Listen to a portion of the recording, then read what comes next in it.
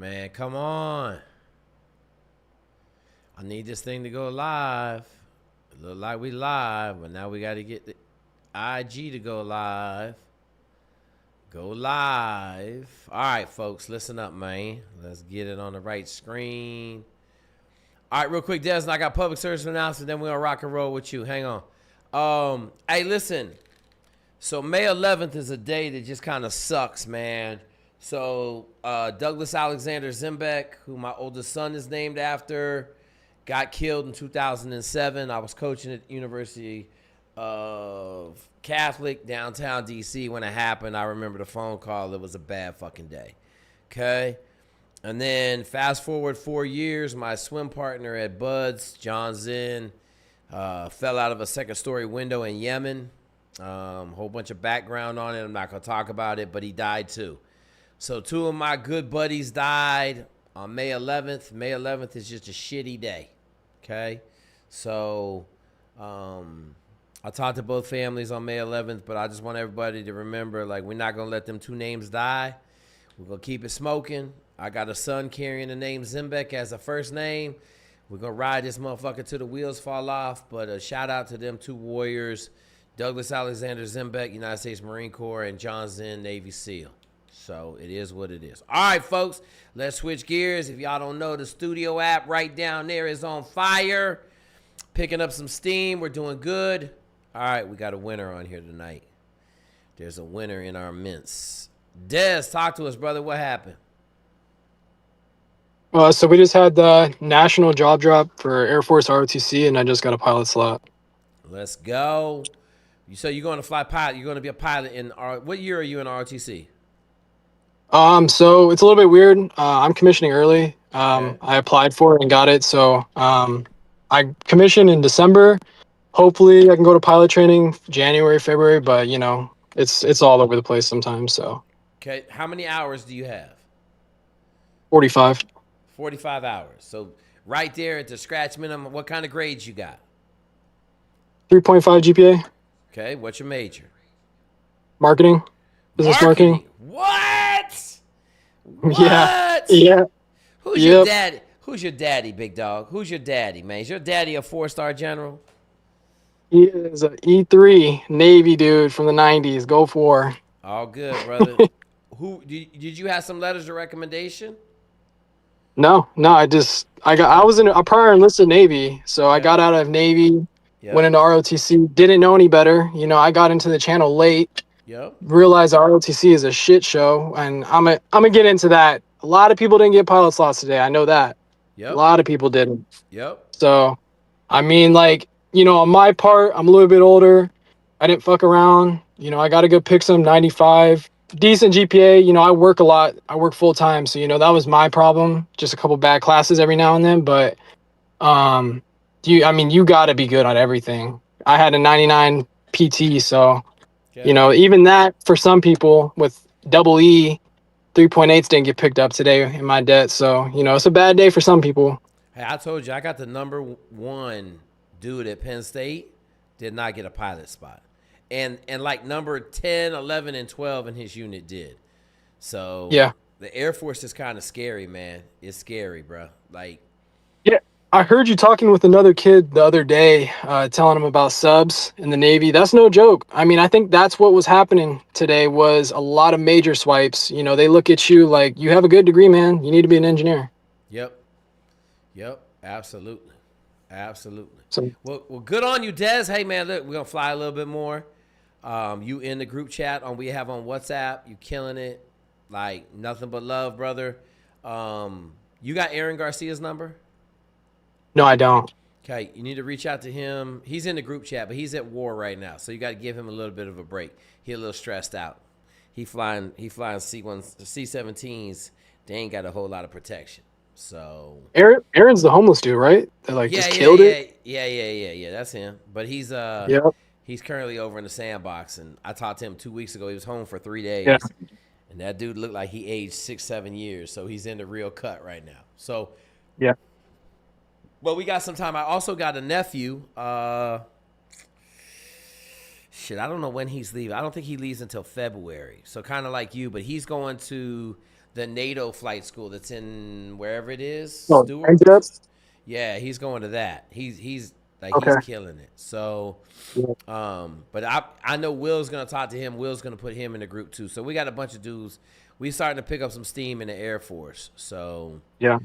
we'll make sure that you do well. And we got a bunch of Yeah. dudes. We have a bunch of senior dudes in the Air Force too. We have a bunch of 06s in the Air Force. Okay. A couple wing commanders and some real help. So Yeah. I'm gonna take some time off of work this summer and knock out ground school. Might as well. So yep. that Okay. just get some more knowledge before heading out. So Yep. And then I'll tell you this. I know Aaron didn't have any problems. The dude we got in there right now isn't having any problems. So you just got to study, man. I tell everybody, flight school ain't about flying planes. It's about studying your procedures. So, right. Yep. and especially if you want to get fighters, you better be fucking studying your ass off 8 hours a day, every day. Absolutely. Yep. All right, bro. To the wild blue yonder we go. Yes, Congratulations, sir. big dog. Let's Yep. go. Thank you, man. Appreciate it. All Yeah, I good. already texted you, but I'll say thanks again. You know, it's been 4 years being in the channel and just absorbing all the information. So I just really appreciate it. Hey, Desmond, how long has it been? 4 years. 4 years. Longer than that. I've actually been in it for 8. You know, I was in the Navy since 2018. I was an enlisted dude, ABH, shit show, chip and paint, fucking hating life, you know. But it's a grind, man. You just got to stick it out. Yep. I want everybody to hear that, man. Aaron the same way, right? All you guys want to jump into F-22s with fucking 6 weeks of practice. You know what I'm saying? Like, look, dude just spent 4 years in college, 4 years in the grind in the channel. You know, we got I think anytime we get an aviation billet in the Air Force, we get lucky. But I know, you know, at some point you got to start saying it's lucky because we keep shitting out pilots. So we're you know, just keep doing what you're doing, Des. We expect great things out of you. Obviously, I'm going to tell you the same thing I tell everybody. I just had a Navy SEAL fail a training block because the dumbass didn't fucking call me. Okay? Do not be a stranger. When you start getting to places, you can't be a stranger because if you need help, we got the answers. You know what I'm saying? Yes, sir. All right, brother. Hey, congratulations, man. Way to kick ass. Appreciate it. Talk to you soon. All good, brother. Later. Shout out to Buffalo Cheeseburger, $2 super chat. Hey, man, we making Air Force pilots now. You better stand by, man. We about to dominate this. We already dominating the Navy. We dominating the Army. Next, Wild Blue Yonder, we're going to start dominating the Air Force for pilots. Everything's gravy. So, app is rolling. Bunch of dudes killing it, man, on the app. I can see the progress on the app. I'm grinding. I got to get this funnel made. I filed my dude in Australia. I am now learning about Go High Level and making funnels and all this other stuff. Hey, man, listen. Sometimes you just got to protect the capital. And that means you got to work a lot. You got to get up early. You got to get your stuff done. You got to build funnels. You got to win, okay? I'm going to tell you right now, I'm not big on losing. I lost yesterday. I had a business I was liking. That mug was under contract this morning. So I know now I got to get some things in order, LOIs and some other things so that I can just shoot them out. I like a business. I'm going to shoot an LOI and I'm going to get cracking on it. All right, y'all. What's the first question? Let's see. We got any hands up? YouTube, man. You guys can pop your questions. I'm over here on Discord. We murdering it in the Discord. Hey, Jake, how's it going? Good. Why is everybody so loud? Oh, I know why everybody's so loud today. Hang on, man. Hang on. I got my volume on 100. Go ahead and say something. Hey, Jake, this is Dylan. We spoke probably a few months ago Okay. about you helped me with some motivation in my classes and stuff. I just wanted Okay. to come back on here, let you know. You're not Michigan State dude, are you? No, I'm Grand Valley. Okay, Grand Valley dude. Okay, gotcha. Yeah, yeah. I was going at business school, Grand Valley. Yeah. Yeah, finished with a 4.0 on the semester. Just headed into the internship season. I just wanted to Okay. come on here and ask you. Um, It'll be in investment banking. I just wanted to know. Ooh. Wh- Ooh. yeah, it's gonna be So rough. listen, okay, when do you start? I start Monday. That's why I wanted to hop Okay. on here. All right, listen. Here's what I'm going to tell you. Okay. 20-hour days is the minimum. 7 days a week for the whole thing. Okay. Now, here's something I'm going to tell you, all right? You've got to carry around a notebook, all right? I don't care what you carry. I had a little flip book. You got to take notes at every meeting. I don't care what the fucking meeting is. You better have all the notes for that meeting, okay? I don't think they're going to let you record the meetings that you're sitting in. If you can record them, get you a little Sony flash recorder, record every meeting. But you need to write notes every meeting you have, and then you need to review those notes after the meetings, okay? Because I'm going to tell you, when I was on Wall Street, we had a meeting. I took copious notes. I was the only MBA in the whole program. There was 13 of us in the program. There's 12 undergrads and me, right? I took tons of notes. Anytime, they would always come back like 2 or 3 weeks later and ask you a question from that meeting. And it wouldn't be directly related to that meeting. It'd be a question like, hey, Jake, I saw that you sold General Electric yesterday. What happened? And I was like, well, I remember 2 weeks ago, you guys said that we're trying to get out of our General Electric position, and somebody called with General Electric. So I called the trader and I asked him, could he do the trade for me? He's like, so you remember that from 2 weeks before? I said, yeah, like, that's what happens when you take notes and then you study your notes afterwards. Then something comes up in the future and you're able to like, hey man, does anybody know what we're doing today? Yeah, man, we're getting ready to have an IPO on, eBay. Oh shit. Okay, how you know that? Well, we said it fucking 3 weeks ago. There's an IPO coming out tomorrow. You know what I'm saying? Like, that's how you win in those jobs. Gotcha. Yeah, I'm super excited, but I've also been like this recently, even after I accepted the internship position, like I've been having some like self doubts and more or less kind of like my family's been like, I don't know. I know you've talked a little bit about how family can kind of hold you back, but like I don't know why in the back of my brain I'm like, okay, why do I deserve this position? Like coming from not many resources and stuff. Here's what I'll tell you. You can't never worry about how you get somewhere. You can worry about how you do when you get there. So take all of that shit and use it as motivation. I had to tell somebody yesterday, man, you got to tell your family to go fuck off, bro. Like, your family a lot of times is the biggest detractor in life. My family crushed me, man. If my dad hadn't yelled at me about buying a house, the first house I bought, I probably would own fucking 25 houses right now, 30 houses. Okay, I'm doing good. I just ain't, I was 18 years old with $104,000 in the bank, $100,000 about. I could have bought 5 or 6 houses almost in cash. I definitely could have financed a couple houses. You know what I'm saying? But my dad blew my head off, and I had a negative opinion about buying houses for a couple years.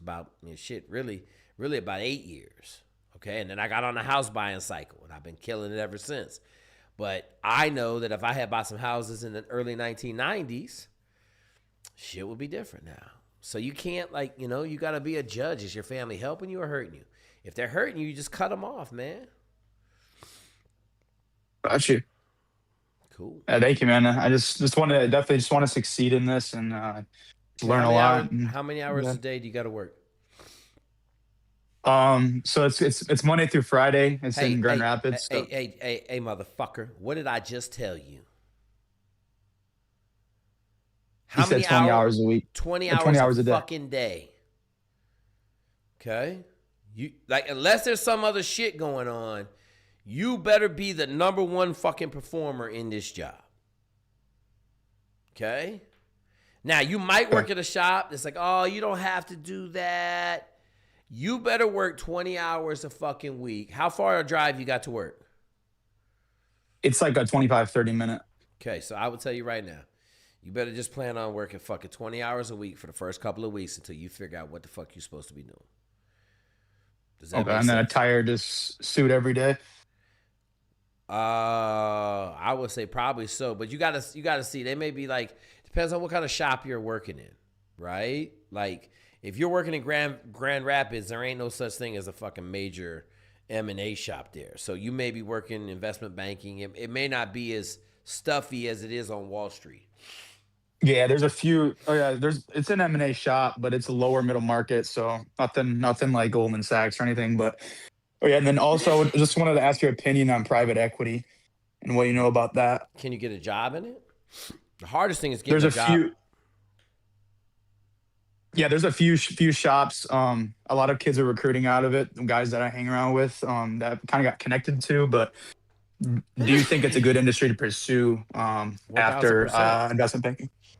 1000%. Private equity is the fucking. Okay. That's where you want to be. Okay. That's where you make millions of dollars. You make millions of dollars in private equity. Okay. Millions. Thanks, Jake. All good, brother. Keep Let's keep go. doing Hey, what you're doing. Thank you. 100%, man. Don't be scared. Fucking go eat. You know what I'm saying? Go eat. Let's go.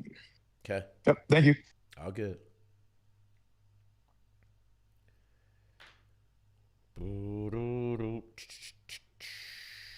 Hey, man, we got 4 people in here. Get your questions answered. Let's roll. Hey, what's up, Jake? I am applying to medical school this cycle. Okay. Are you in the medical Discord on the left? Yeah. I got into all those channels and stuff. Okay. Go ahead. Yeah, so I recently got interested in military medicine, and I saw a couple of niche programs, one in the Air Force and one in the Navy, where you can both be a physician and a pilot. And I was wondering if you knew anything about those or how to swing those, because they're pretty niche programs. Hang on. Mm-hmm. Go into the doctor section and look at Jedi Fly 1, I think. I think that's who it is. Right. Yeah, he's the flight surgeon there. It's a little different than flight surgery, the programs I'm looking at. Hey, shut the fuck up. Yes, sir. What'd I tell you to do? Talk to Jedi. Okay. Did you do that? No, not yet. Sure.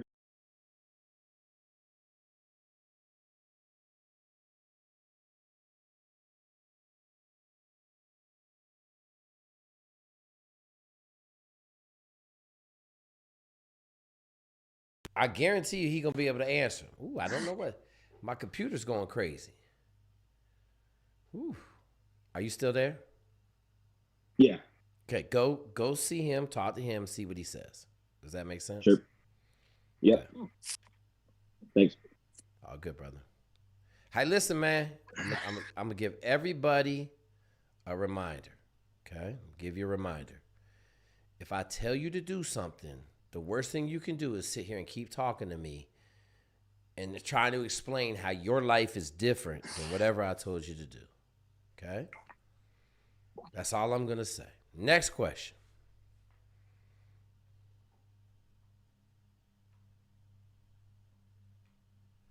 Hey, Jake. Yeah. It's Isaiah. What's up? I need help with dealing with some haters. Like who? Haters where? So basically, Jake, I'm not sure. I'm going to say a lot of technological stuff, but basically, I joined like a server of golf baddies. What? And golf? Yeah, like golf. What are you talking about? Like fucking golf? Like stick golf? Like fucking ball? No, like that's what I'm saying. You weren't going to understand it, but basically, it's just like like the rock and roll type stuff. Stuff like that. Okay, so listen, let me tell you something. I'm not gonna talk to you about no fucking imaginary secondary fucking world, okay? If that shit don't involve real birds and the bees, I'm not talking to you about it. Yeah, we're gonna get there. So basically, like I was talking up to a bunch of like girls, and then the guys got mad. In where? In Discord. Listen. I'm not talking to you about no shit on Discord. I'm not. I don't want to hear no shit about no women, no people, nothing in Discord. I don't care. Discord is not real. This fucking thing is not real. Okay? Does that make fucking sense? I got you, Jay. Okay, I'm not fucking talking to you about. No. Like, don't. Hey, how about you go to the fucking mall and meet some real women? You thought about doing that? Yeah, I do that too. Where are you at? Where are you in school at? You in school? You in high school? Where are you at? I'm in school. I'm in San Diego. San Diego, bruh. How about we just go meet some people in San Diego and get off of fucking Discord? Does that make sense? Yeah, that makes sense, Jake. Okay. Appreciate it, Isaiah. Stop being fucking stupid. No one wins on Discord. No one. Okay? We're not going to talk about meeting people and joining a fucking golf section in Discord. None of that shit. Okay? Stupid. Go meet people. Go meet women in person, grocery store. I don't care where. All you got to do is say hi to them. Hello. You will win. Okay, that's it. That's all it takes. Cool? Gotcha, yeah. All right, brother. Next question. Hey, what's up, Jake? What's up?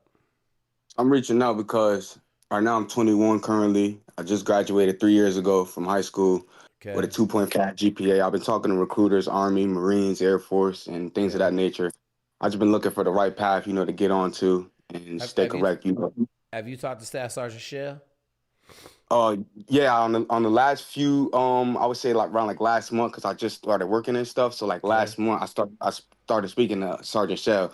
Not really on Instagram, but I added him and stuff. But I've been talking to him on here, through the Discord chat. Okay. All right, what's your question? So my question was mainly, I was looking for the best route in the MOS wise to push forward. Go. See what the best route at 21 is go. Yes, sir. Doesn't matter what you do. Go. Okay. So mainly, I've been talking to an Army recruiter. He said that he could get me in for infantry and stuff. So I know that I'm coming in with a PD. I don't know if I'm supposed to be getting 50 on a test or a 31. He told me a 31 he could let me get in. Okay. But mainly when I look up on records for Google, it says 50 and above. How about you stop looking at shit, talk to Staff Sergeant Shell, and go? Okay, will do. Does that make sense? Like, you sitting over here trying to figure out how to split fucking atoms, and you 21 years old. What's your job you doing? What are you doing for a job? I'm a traffic flagger for the state. Traffic flagger for the state, okay? Good-ass job, but do you want to be doing it in 20 years from now? Hell no. Okay, then just tell Staff Sergeant Shell, get you a fucking job and send it. Staff Sergeant Shell ain't going to get you no bad job. If he put you in the infantry, that's because you didn't do well on the ASFAB. He had to put you Well, that's why I was willing to go. But go, I'm just saying, listen, man, here's the deal, man. So many of you guys want to sit here and figure out the best path. Most of the time, you can't know if it's the best path until you down it. I'm telling you, at 21 years old, you cannot mess up just going in the military. It's not possible to mess up. Okay? Yes, sir. So go. Make sense? Yes, sir. Okay, cool. Okay. Are you good? You got anything else? You good? Well, I mainly don't want to put my life story on there, but if I could get things going before January. Listen. Call Staff Sergeant Shell. Tell him you ready to leave tomorrow. Will do. Okay? That's what I don't understand. Y'all having a hard time in life, but you don't want to go. You know what I'm saying? The go part is the hardest part. Once you get there, everything get easy. They start paying you $700 every 2 weeks, $1,000 every 2 weeks. Shit get easy quick. And you got a place to stay and food to eat. Yeah, can't beat that. Yeah. So should I hit him up on Instagram? He got his phone number everywhere, man. Someone put Staff Sergeant Shell's phone number in the chat. The 605 number. Someone will put it in the chat. Send him a text message. Is he on here? Is Collins on here tonight? I got to talk to Tyler too. I had a construction thing happen too. Yeah, just go. Someone put it in the chat. Someone put Staff Sergeant Shell in chat. His phone 605 number. Send him a text message. Tell him you ready to go. That's all you gotta tell him. I'm ready to go. Okay? Will do. Thank you, Jake. All right, cool. Next question. Hey, Jake. What's up? I don't really have a question, but I wanted to give an update. You remember, like a month ago, you gave everybody a sleep in the tent challenge? Yeah. Now, I'm not exactly sleeping in the tent due to current situation. Hey, I can't hear you. Are you on headphones? Hold on. You hear me now? Yeah, better? I hear you 1,000 times better. Go ahead. What you got? Okay. I was hooked up to my car.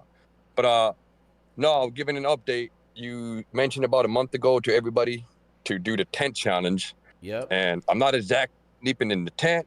Yep. But I showed the sleep car for about 2 weeks because of current circumstances. I have to travel far for work. Gas price is crazy. Okay. So let me live life a little bit and sleep in my car, and I wanted to talk about it real quick and Go see ahead, what you had. bro. Go ahead. We got a bunch of winners slept in cars now. yeah, that too. So that got me fired up. So shout out to that foster care kid, like, and other people, you know, sleeping in their car. Their stories, man, they got me fired up. So, okay, yo, hold on, let me do this for them. Yeah. But oh yeah, a lot of people don't realize, like, it is kind of hard, man. When if you're homeless, like, I'm not homeless, but you just got to know where to do. Like, you got to stay at 24/7, or obviously go to the shelter or church. But I've been staying at 24/7 parking lots, you know, like Walmart or Planet Fitness, CVS. You want to try to keep an empty bottle on you, because you wake up at 2 a.m, you might have to use the bathroom real quick. You better hope you park close. You better hope you have that bottle on you.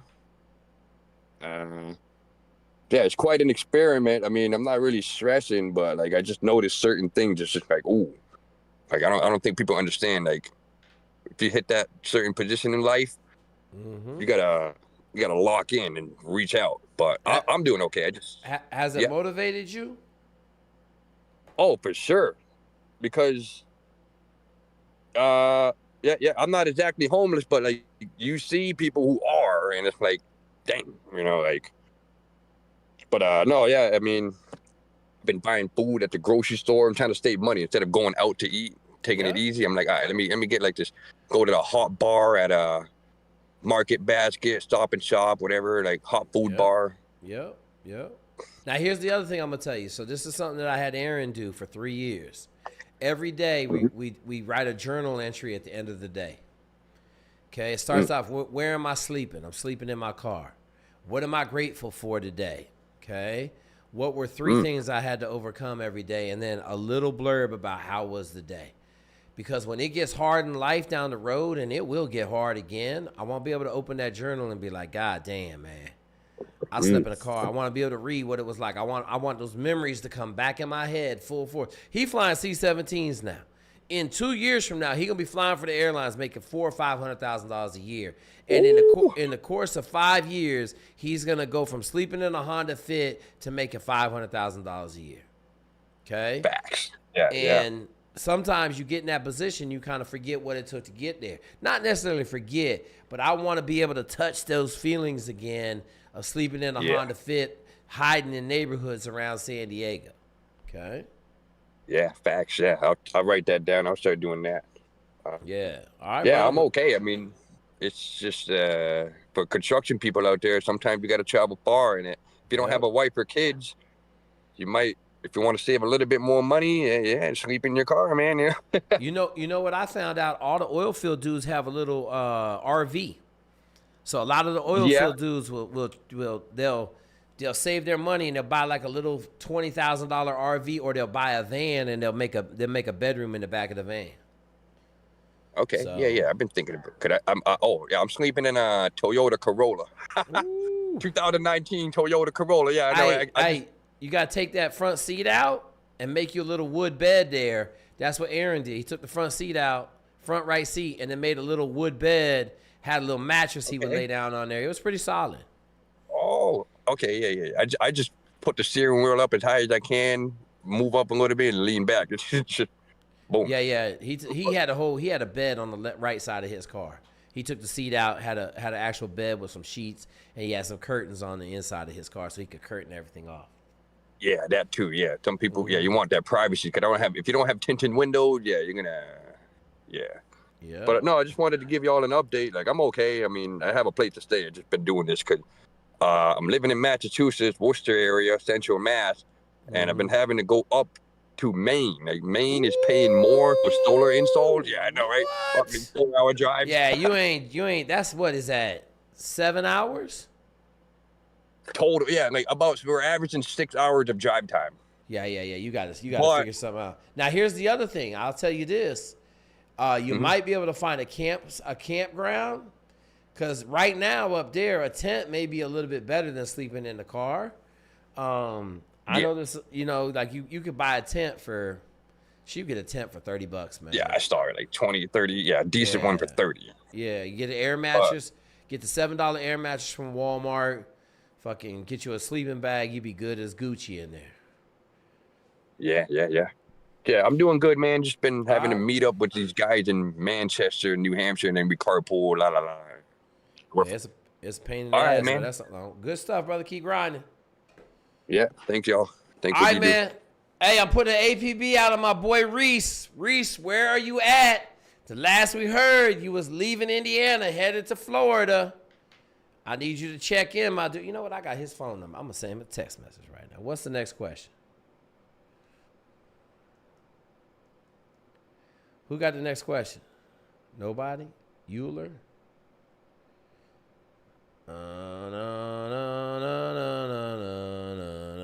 Where y'all at? I got 3 people. Oh, I got 4 people in here. Jake, I can ask another question. I can ask a real question. Go ahead, bro. It's my bad. I didn't let nobody in. I'm over here yelling where everybody Hey, what's up, Jake? How's it going? Hang on real quick. We got a question. Go ahead and ask that question. Yeah, I was going to ask, what do you know about the Space Force? Are you a fan of it, or is it not really mature enough yet as an organization? It's really hard to get in. It's really hard.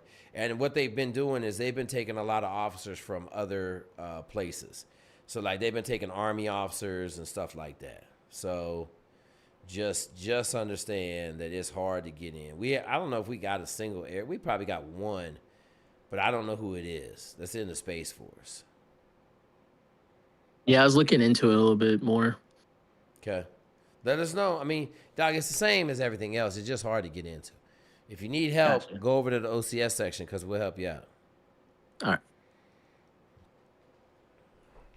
Hey, Jake, how's it going? Good. My name's Q. I'm 21. I'm in college. I'm in Air Force ROTC. And I wanted some advice on how to build credit.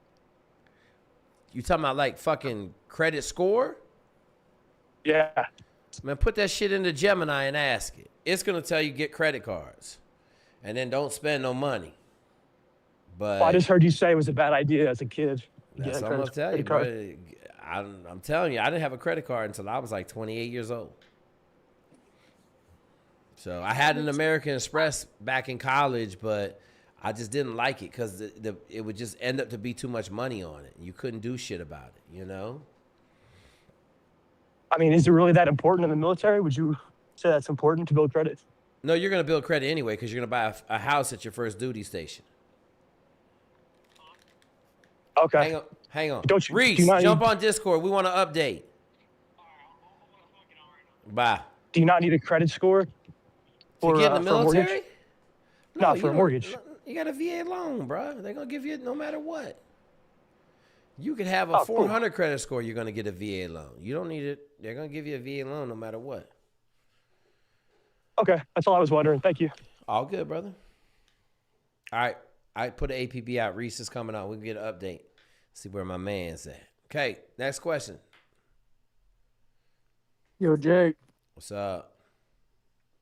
This is Cameron. Cameron. I wanted to ask, what's the best exercise for legs, like to build strong legs? Currently, I got really small legs. Squat. Just squat? Squat. Okay. And I had an go ahead. Get on the lifting PDF and start squatting. Okay.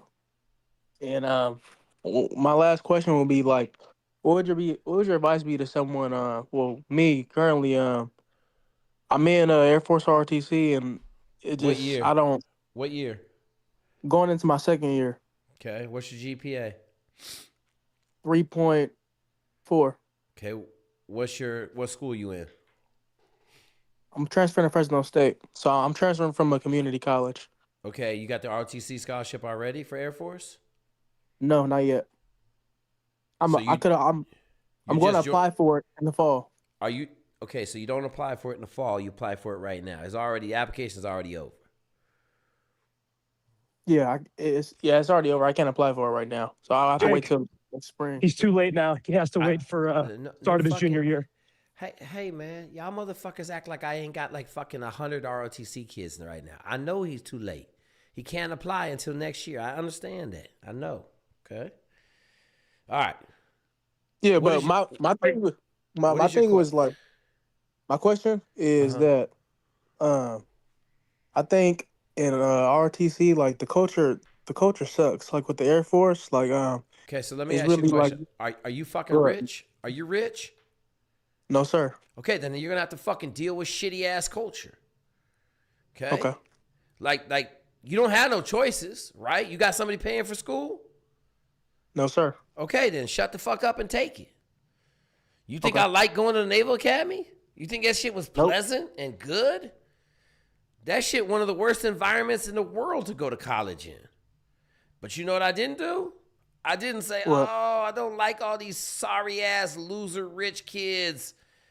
I'm going to quit and just go home to Washington State. That's what I didn't say. I didn't say that. Okay? When you ain't got options, bro, you got to sit there and take a lot of pain. Just let that sink in. Okay? If you're poor and you don't have options and you're going to Fresno State and you need ROTC to pay for college, you're going to take that pain. Period. Okay? Yes, sir. Does that make sense? Yes, sir. So I don't care how you feel. I don't care if you don't like it. I don't care if they're feeding you fucking, rocks and fucking beauty bark. I don't care. If you don't have other options, you have to sit there and take it. Yes, sir. Okay, good. Now, fucking William, let's go. If you have questions, message me. I'm a transfer student. I just got picked up in ROTC. Who is that? Who's talking? Stu, Jake. Stu? Q. Oh, Q. Okay, you know who's talking right now? Hey, did my dude? He left. No. ROTC, hit up Q. Okay. Hello? Yeah, man. What's up? Hey, Jake. I've been watching you for a while, and I had a question about Army OCS. I just graduated college, and I'm really planning on going. From where? Albright College. Albright. What's your GPA? I know what a 2.9.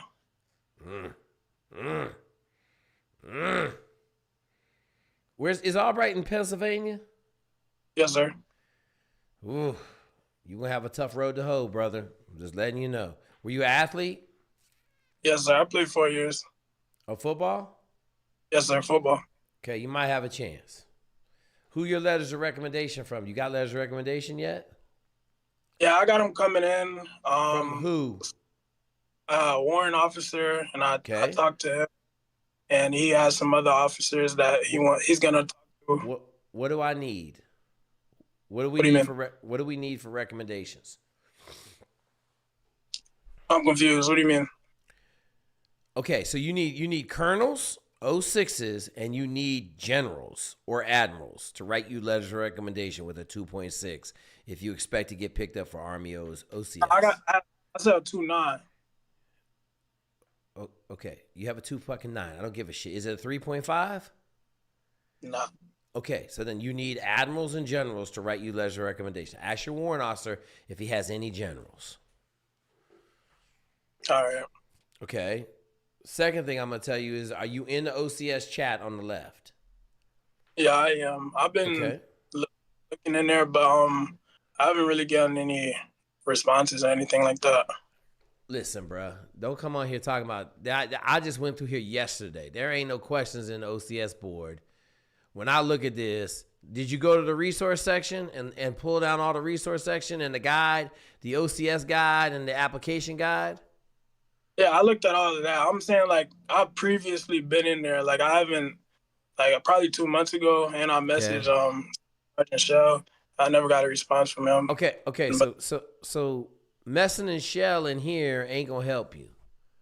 Go up. If you're gonna look. Oh man.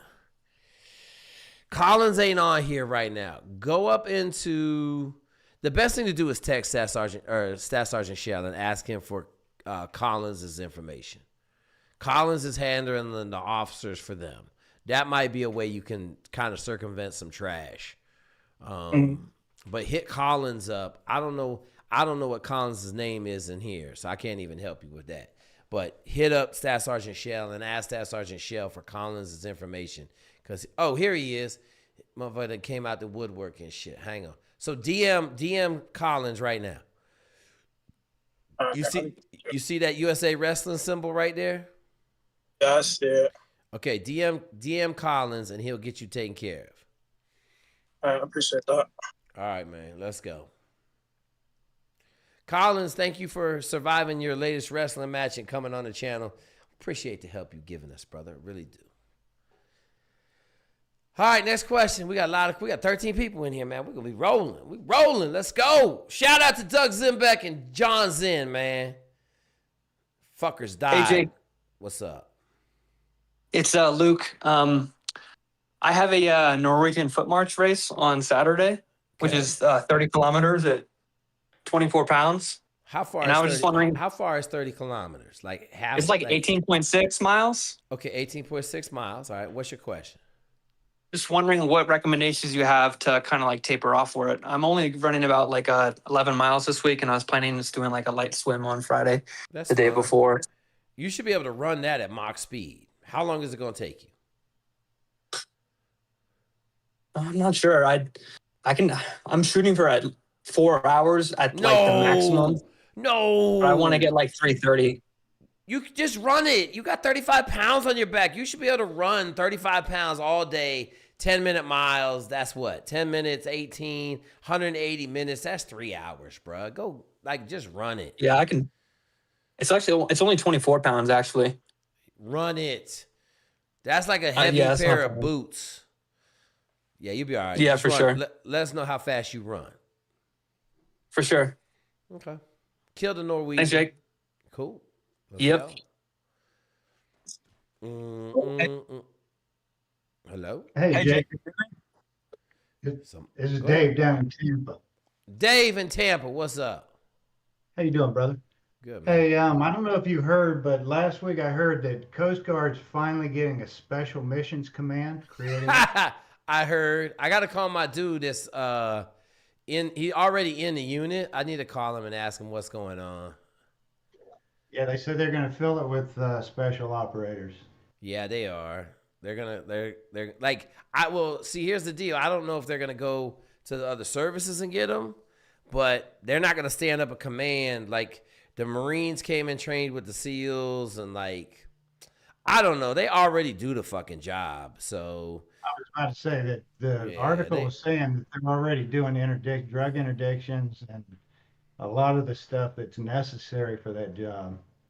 Yeah, I don't know. Like, I was thinking about, like, what are they going to do? Are they going to start parachuting into places? I don't know. I don't know what purpose having a special operations community in the Coast Guard does, because they already do everything already. Maybe it's just to get some more support financially. And it may be that the Navy and everybody else, the Marine Corps that does shipboardings, isn't supporting them as much as they need to be supported. So, I was going to say, and the mission might have changed. Yeah. Or might be. Yeah, I don't know. I mean, what else the fuck Coast Guard going to do? You know what I'm saying? Like, fuck, I don't know. But yeah, I wasn't sure. Now that's something that somebody in the Coast Guard might be able to go train for. Let me say this, okay? I want to say there's like 50 people in that job, maybe 100. So I'm not sending nobody to the Coast Guard to train to be no fucking nothings in special operations. Like, we're going to go to the Army. Like the Coast Guard is going to fall below the Air Force, and the Air Force is below the Navy, and then there's the Army. So, like, I just think, like it's a bad look, man. You don't go to part-time gunfighter school to be a gunfighter. Like, that's what you don't do. You don't go to the Coast Guard to be special operations. That's just not what you do. Right. But we'll find out. We'll see what they end up getting into. Yeah. All right. That's all I have, brother. All right, man. Thank you. Yeah. I got to go find. I'll do an article review. I got to find the article. Hey, Dave, you want to send me the article, email me the article?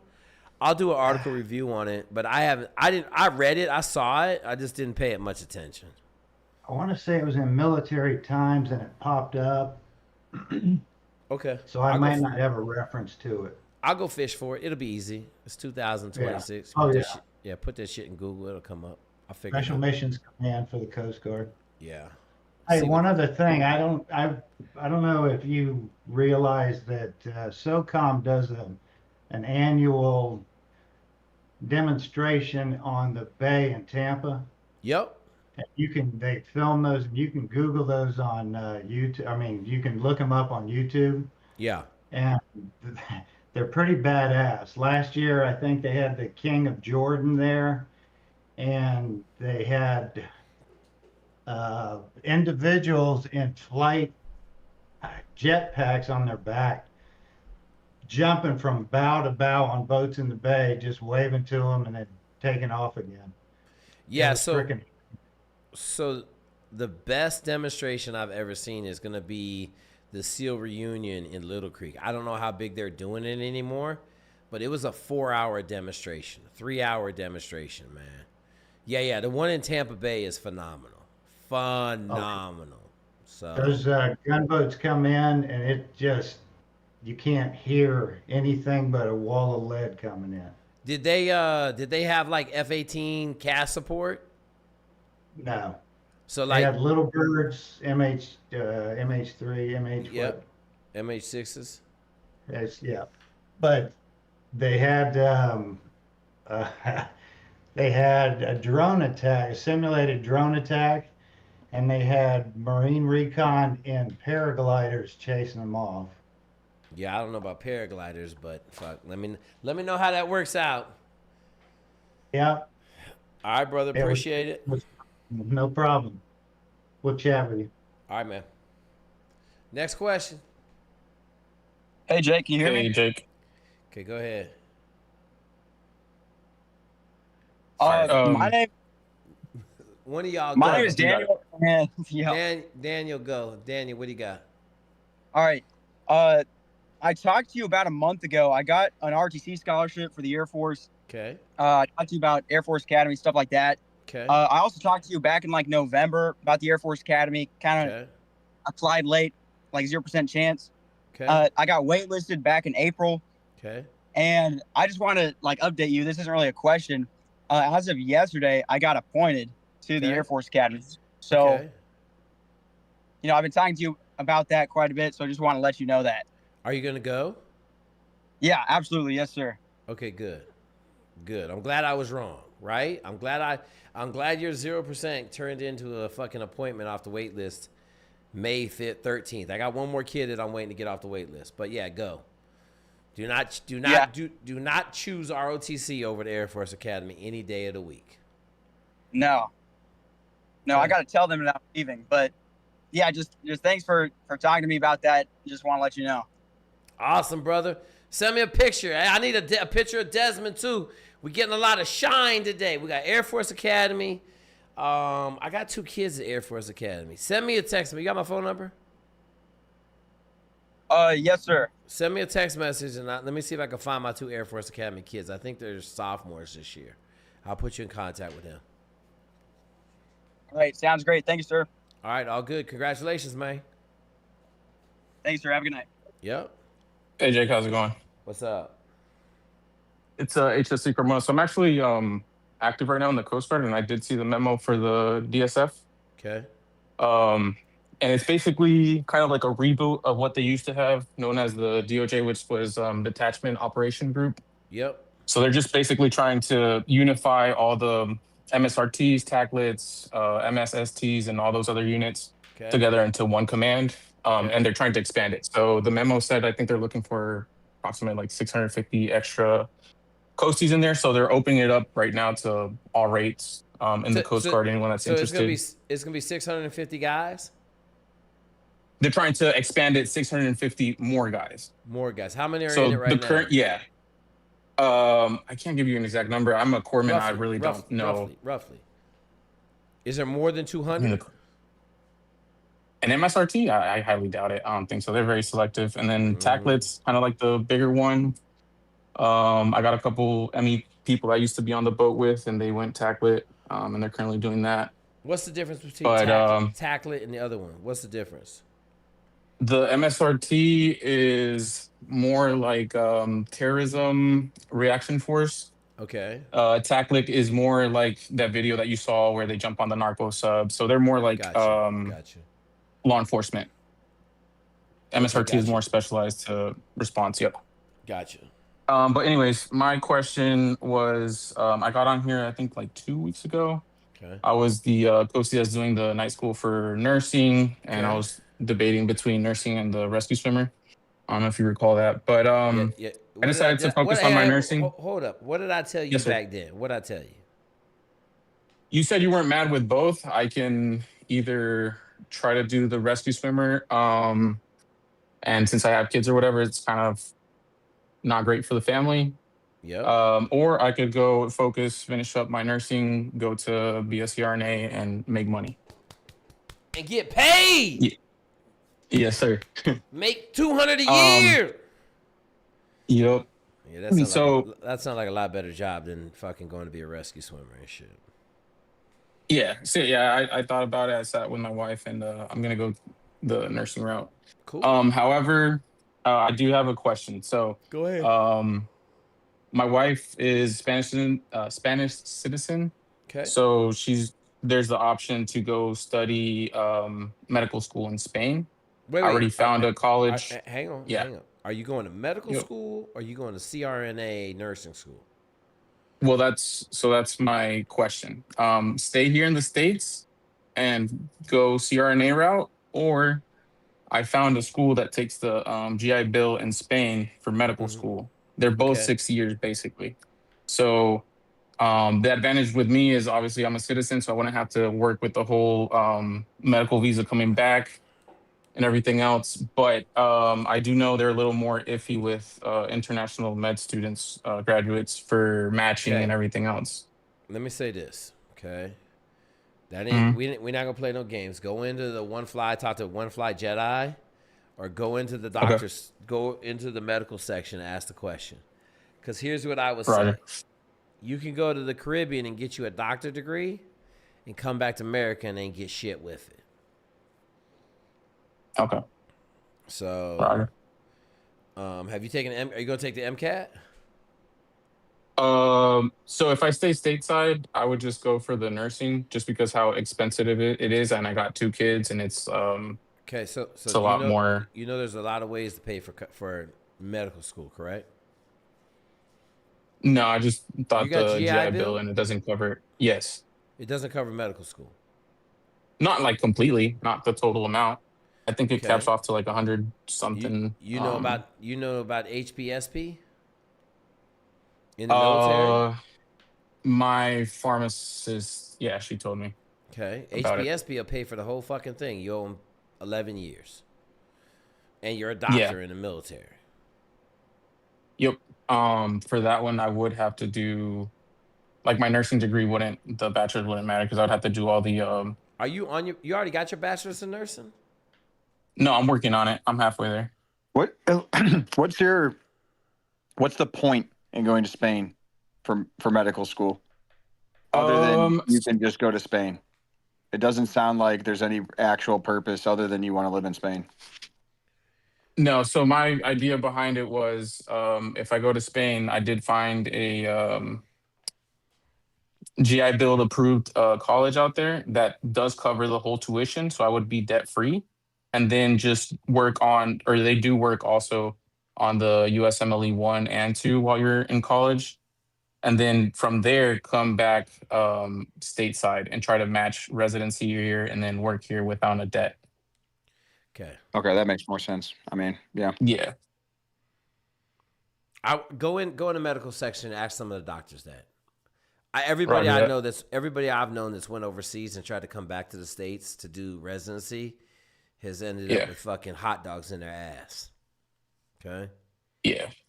Roger. So okay. I got 2 people that I know personally that went to the Caribbean, got their medical degree, came back. They are not practicing doctors. They couldn't get a residency. Yeah. So. Roger. All right. Appreciate it. Thank you. All good, brother. Jake, what are you doing, man? What's going on? What's up? Not much, brother. Are you back? I asked 1,000 questions. Where's Staff Sergeant Shell?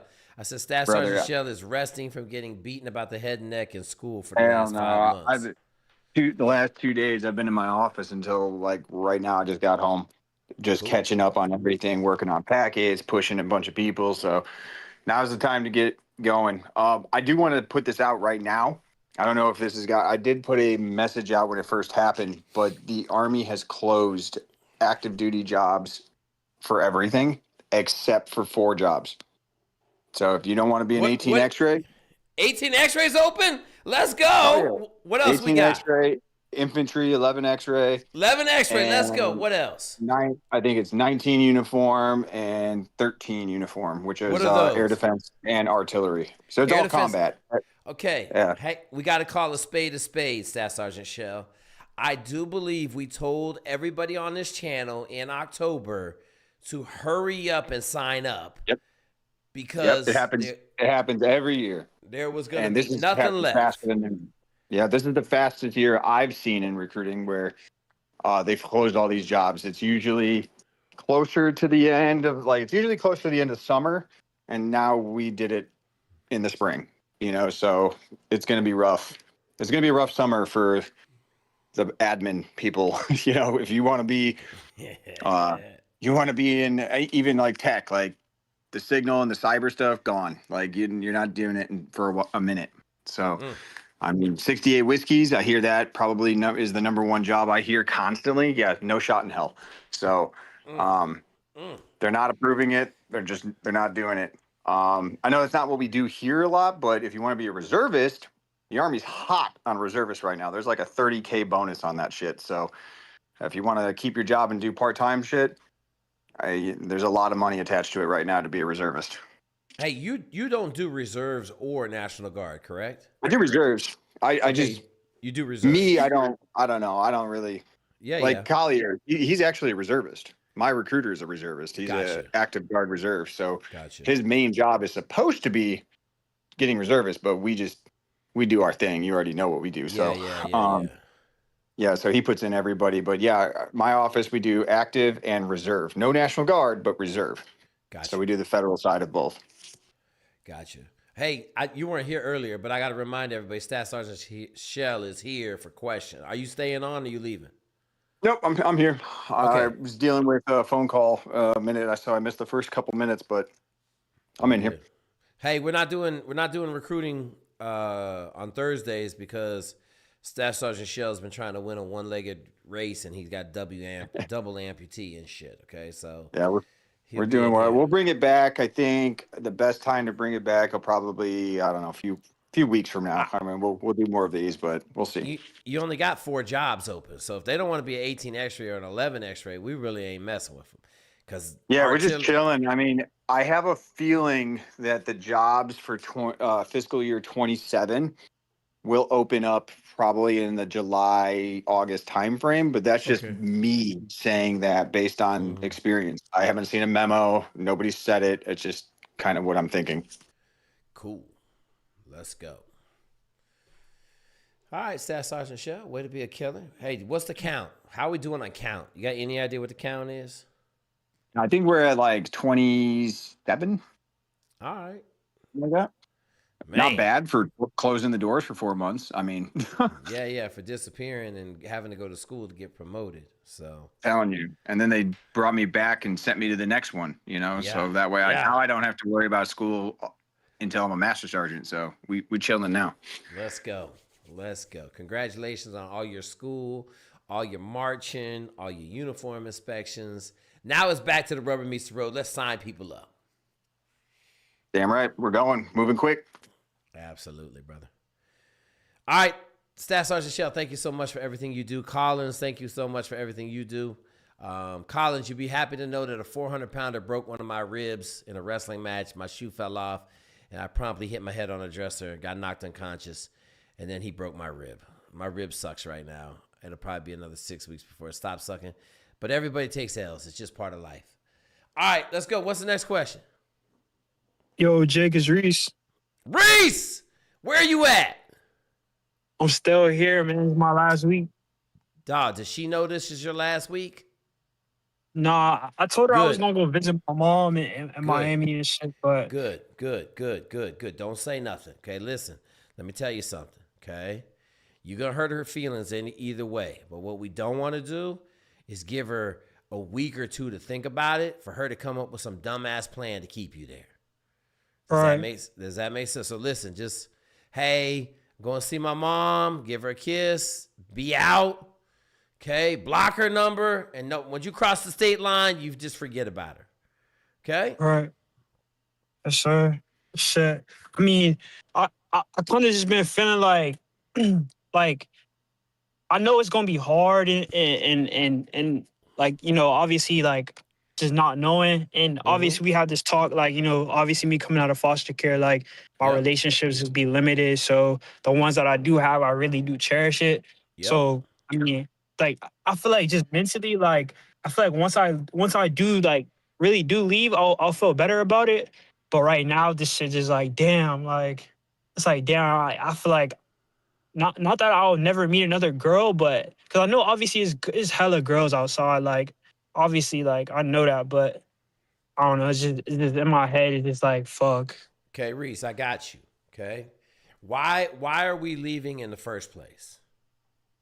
Cause shit was bad. Yeah, for sure. Yeah. Okay. Relationships were bad. Okay. She wasn't a good person. She was trying to hold you back. She didn't want you to go to college. She didn't want you to do anything to better your life, right? Right. Okay. So I'm gonna tell you, man. I wish I understood this when I was your age. Love is this dumbass thing that does not equate to success. A lot of people are gonna say, "Oh, I'm in love with them. It's gonna fix everything." No. I'm going to tell you right now, I done loved a couple women that were complete barn fires. If I had married the two people I'm thinking about, I'd have been divorced in 3 months, okay? So part of growing up is understanding when someone's good for you and when they're bad for you. Even if you love them, you got to cut them off, man. Because, like, if they're bad for you, bad things are going to happen. You're not going to achieve what you want to achieve. You're not going to go where you want to go. It's hard. Now, I know you a foster kid, bro. So I know it's even more like you have not been stable. But here's what I'm going to tell you. We're not going to let you fail, bro. We're not going to let you fail. Like, I ain't heard from you in like 3 weeks.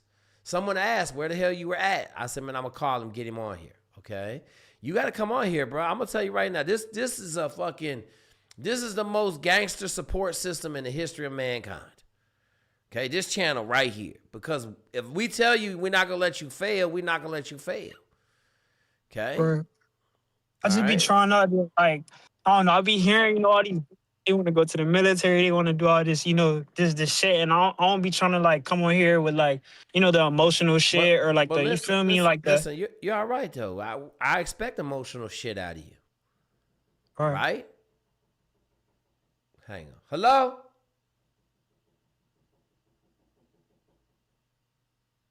I think the goats are attacking the studio and shit. You gotta grab the hammer. No, where the hammer at?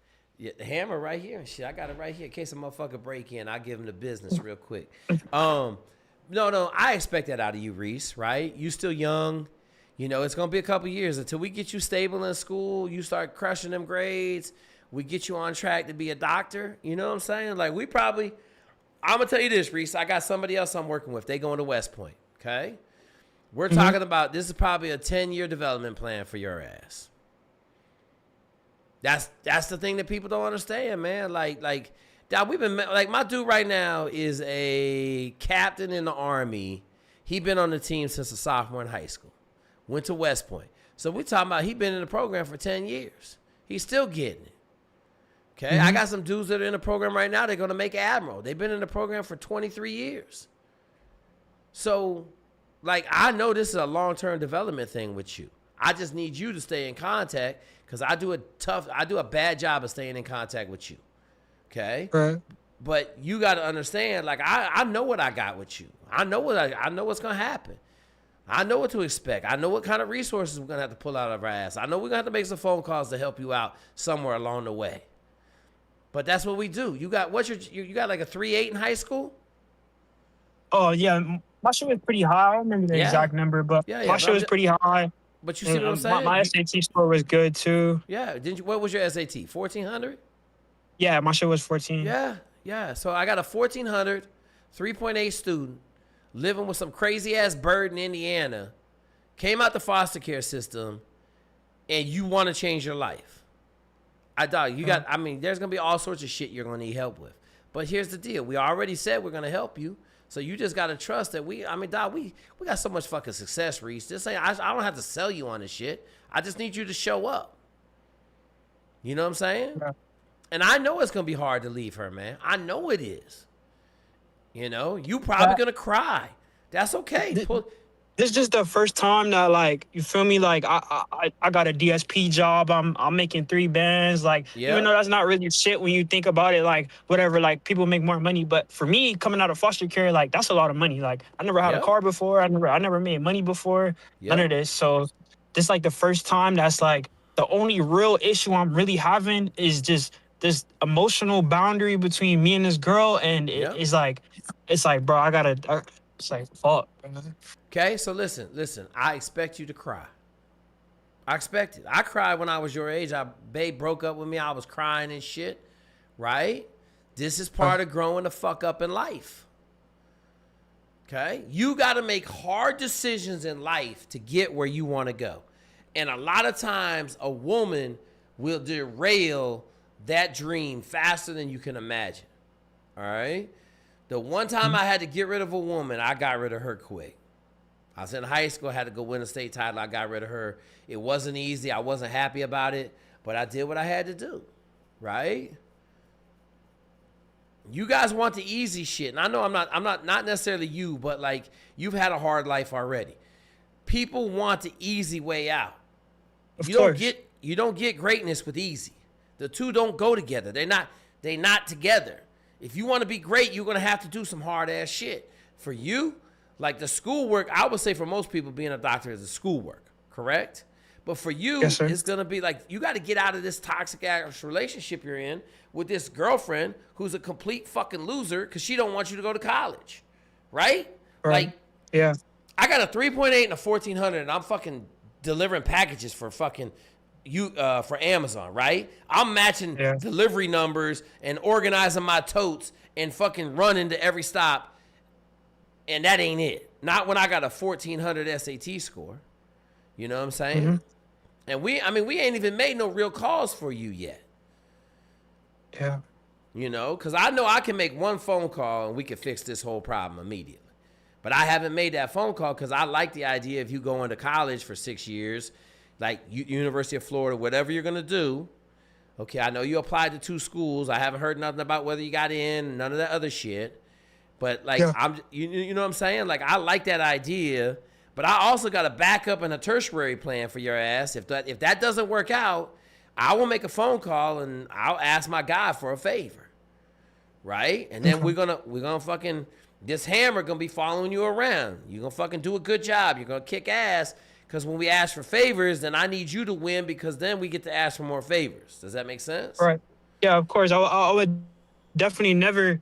Like, obviously, if you stuck your neck out for me, like, bro, like, I would never, ever, like, feel me, bullshit it or, you feel me?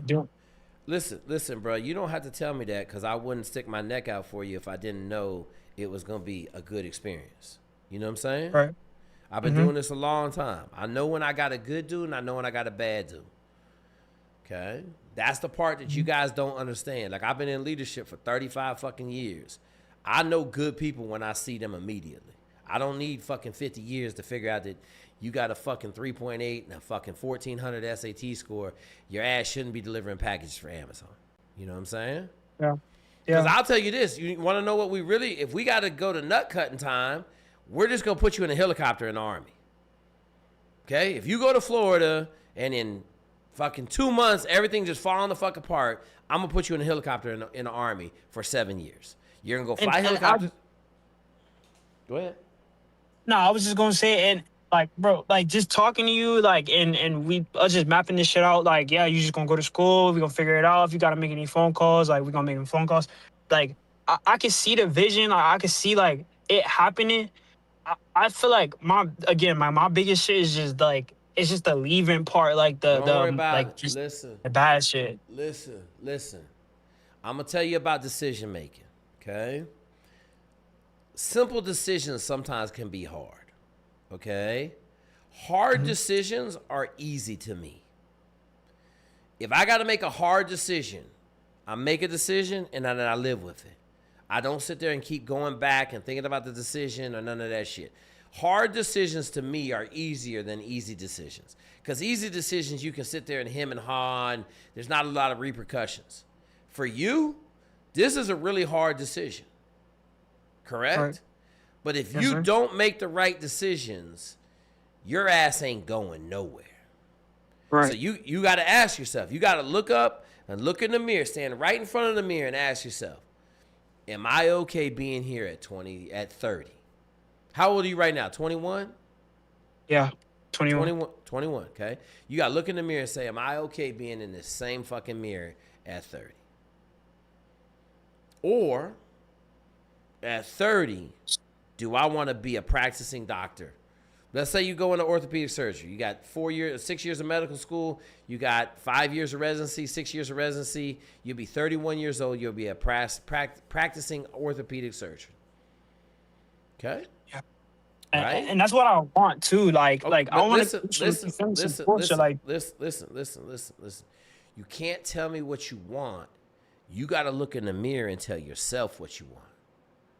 You understand the difference? It don't do no good telling me what you want. You got to look in the mirror and be like, hey, man, I got to make this hard-ass fucking decision. I have to leave Indiana if I am going to achieve what I want to achieve. What part of Indiana are you in? Indianapolis. You broke up what? Indianapolis. Okay. I know a lot of people down there, man. If you want to hit me up, I got connections all over there. I grew up in Indiana, and that was my last battalion too, is Indianapolis. So let me know if you need something. Okay, fire. Okay. Yeah. We're making a run for the Florida border, Shell. I don't think you were on here when he came on a couple of months ago. He got fucking great grades. He's in the foster care system. Florida will pay for the education fully. So we had him apply to the 2 6-year medical school programs in Florida. One at Florida and one at Florida State. Yeah, you get accepted then? You get accepted? Yeah, no, I got accepted to FSU, and then I got to do some. UF wants me to do some type of test or some shit so I can get in, because I don't know what they saw, or they saw something that they want me to take a test for. And after I take their test, then I'm sure. I caught the part. The other part was the only reason you try not to go or that you're flip flopping is because of a girl, right? Yeah. Yeah, you need to run to Florida on your feet if you can. And I know it's fucking stupid. Like, it's hella girls out here. Like, it's always gonna be. It ain't stupid. It makes sense. Shit. Like, that's the human nature. But the thing is, like, if this is gonna work out, like this, I tell everybody this that's joining the Army. It's the same thing because right. So, I hear this exact situation every day. If it's meant to be, and you guys are gonna be successful as a couple, then this schooling your relationship will survive it. Okay. If it's not meant to be, then oh well, but you're not going to hold yourself back for it. You know, she'll respect you more if you're successful and you're down there and you're becoming a damn doctor. Right. So Staff Sergeant Shell, she's vehemently opposed to him doing anything educational. Like, she don't want him to go to college. She don't want him to get better. She don't want him to do nothing. That ain't good, man, because that means all she cares about is the now. And and here's the thing, it's not just her. Then I don't want to sound like what I'm about to sound like, but she sees that you're making driving for Amazon, right? So generally, and this is coming from a married man of 15 years, she sees security right now, and women like security. That's all they see. Like, when they're looking for a man, they're looking for security, right?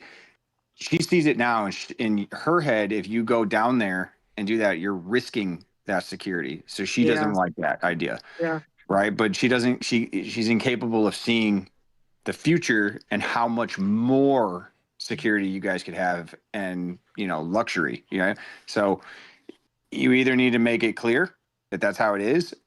And if she's going to say no and hold you back, then Jake has never been more right in his life. You need to go, and you just need to get out of there, bro. We tried to have him extricate himself like 2 weeks ago, but we're still there. So, all right, Reese, listen. I want you to call me every fucking week, okay? Okay. You have my phone. I want you to call me every fucking week. I want to see my phone ring with your fucking name on it.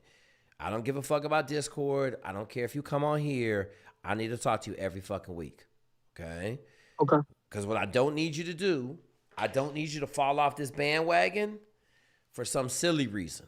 Okay, I don't know what the silly reason is right now. Maybe you get to Florida, you ain't got no place to stay. Okay, I know this. In both Florida and FSU, I will find somebody in fucking 2 seconds. Okay? We will make sure that you get what you need to do to be successful. Because here's what I'm going to tell you, bro. Once you get into this 6-year medical school program and you start classes, the whole world is going to change for you. And we're going to start running down greatness immediately. Okay? Mm-hmm. And if that means we got to fucking fund your ass, there's a whole bunch of people on YouTube right now rooting for you. They all in the chat talking about we rooting for you. Okay? Listen, bro, money ain't no issue with us. We don't never had no problems finding money. So I just don't want you to think like I understand the undertaking we have with you. But dog, like I want nothing more for you to graduate in 6 years from right now, right? So 2032, you graduating from medical school and we slamming your picture up here and you gonna be in the Hall of Fame. You know what I'm saying? Like Aaron's the first inductee into the Hall of Fame and you might be the second, but we won't know for 6 years. You know what I'm saying? But you got to do what you got to do right now. Now, I'm with Staff Sergeant Shell, but I'm going to tell you, I'm a little bit harder in the cut. She ain't on your side, bro. She trying to hold you back. Worst thing you can have is a lead weight and go try to swim. You know what I'm saying? You're going to drown. If you don't drown right now, you're going to drown in the future. Right? Mm-hmm. So here's the other thing. This is what I want you to think about. Okay? You're going to be in medical school at either Florida State or Florida. Do you think you're going to have pick of the litter? So think about the competition you're in medical school. You got a bunch of losers, correct? Yes, sir. Okay. And you're going to be a foster kid, a little fucking feisty ass, scrappy motherfucker. Who do you think all them nerd ass women are going to gravitate towards? Oh, for sure, yeah. You see what I'm saying? Now, I'm not going to say you're going to trade up. But I guarantee you, your girlfriend gonna look a lot smaller when you sitting in that room with some babe talking about being an orthopedic surgeon and she got a 4.0, or she talking about being a plastic surgeon, she got a 4.0. You're gonna be like, ooh. Options. your world of options is gonna open like you could never imagine. Right. Okay, but I need you to call me every month. Okay. Okay, I got you. Every month or every week? Huh? Every month or every week? Every motherfucking week. Every 7 fucking days. My phone better ring, and I'm going to see your name. I'm going to pick the phone up because I got you saved in my phone, and we're going to have a conversation to make sure you're still on the fucking right path. Because I understand, listen, we got to develop your emotional fucking control. It's hard to do. You came out of a foster home, bro. I know it's a goddamn nightmare, okay? But if we're going to go where we got to go, we got to deal with that baggage, and we got to put it in the fucking rear view mirror, and we got to put our foot on the fucking gas and start driving at 150. Okay? All right. Mm-hmm. Yes, sir. All right, Reese. Appreciate you, Jake. Appreciate you, Staff Sergeant Shell. All good, brother. Have a good night, man. All right, folks. Hey, Jake. Go ahead. Hey, Jake. My name is Mason. I'm already active duty in Hang on, Mason. the military right now. Hang on. Yeah, go ahead. Hang on real quick. Hey, listen up, guys. I'm telling you right now, I got some resources. We got some resources in the pilot, but we may have to raise some money in the future. I'm going to put it out there right now. Okay? If we get a battle cry, we're going to raise some fucking money. Okay? I don't know how much it's going to be. It might be 20,000. We're going to raise some fucking money. So I'm going to tell this whole Discord, I'm going to tell everybody on YouTube, you better stand the fuck by, because if we got to pour in some resources, I got the initial nut, no problem. But if we got some long-term shit we got to deal with, we're going to go in the fucking resource section. We're going to raise some money. Okay? I'm just letting everybody know right now, Reese is going to be a doctor. He's going to a 6-year medical program, and he's going to fucking win. Okay? Everybody's good on that. I love y'all. I'm laying the groundwork right now, because if we got to come up with some tokens of life, we're going to come up with them tokens of life. All right, Mason, what you got, brother? Hey, sorry about interrupting you earlier. You're good. Go ahead. What you got? I was just trying to get a question in. Go ahead. So I'll give you a little context before I go peppering you with a couple of questions here. I'm already active duty Army. Okay, go ahead. What's your question? Ask your question, then I ask you the questions. And okay, sounds good. I have a patellar tendonitis in my left knee, I'm pretty sure, which is transitioned to like shin splinting and ankle issues. Okay. And I had a selection date for this month, and I pushed it back to August. I did have a seat, and I just wanted maybe some. Hang on. What is your 5 mile time? 37. Okay. Are you on the Army PDF? Negative. Okay, so I would tell you right now, get on the Army PDF. Now it's the app, but here's what I'm going to tell you. Are you doing band work for your patellar tendonitis? Negative. Okay, so get on band work. I get on breaststroke, and I get on the PDF because a 37 ain't our standard in here. You need to be a zone 2 35-minute. Are you going to AFAS? I'm not familiar with what I might know what AFAS is, but what selection are you going to? SFAS. Okay, what did I just say? Did I say some fucked up letters and shit? You said AFAS. Yeah, fuck whatever. I can't never get the 4 letters. You're going to Green Beret selection, okay?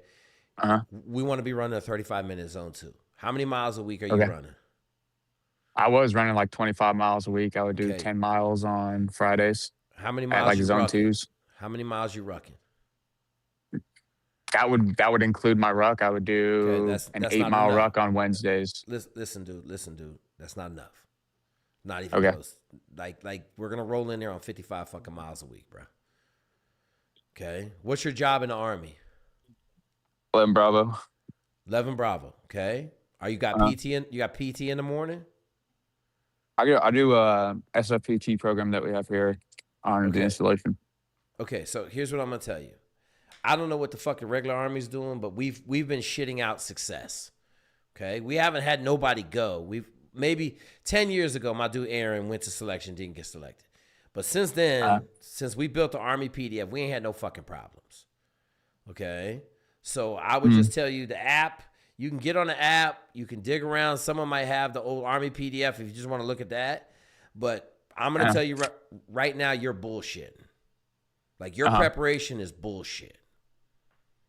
Okay, so I'm telling you that so that you understand, coming from a group of people that have had a lot of success going where you're trying to go, you're about 1/3 of where you should be training wise.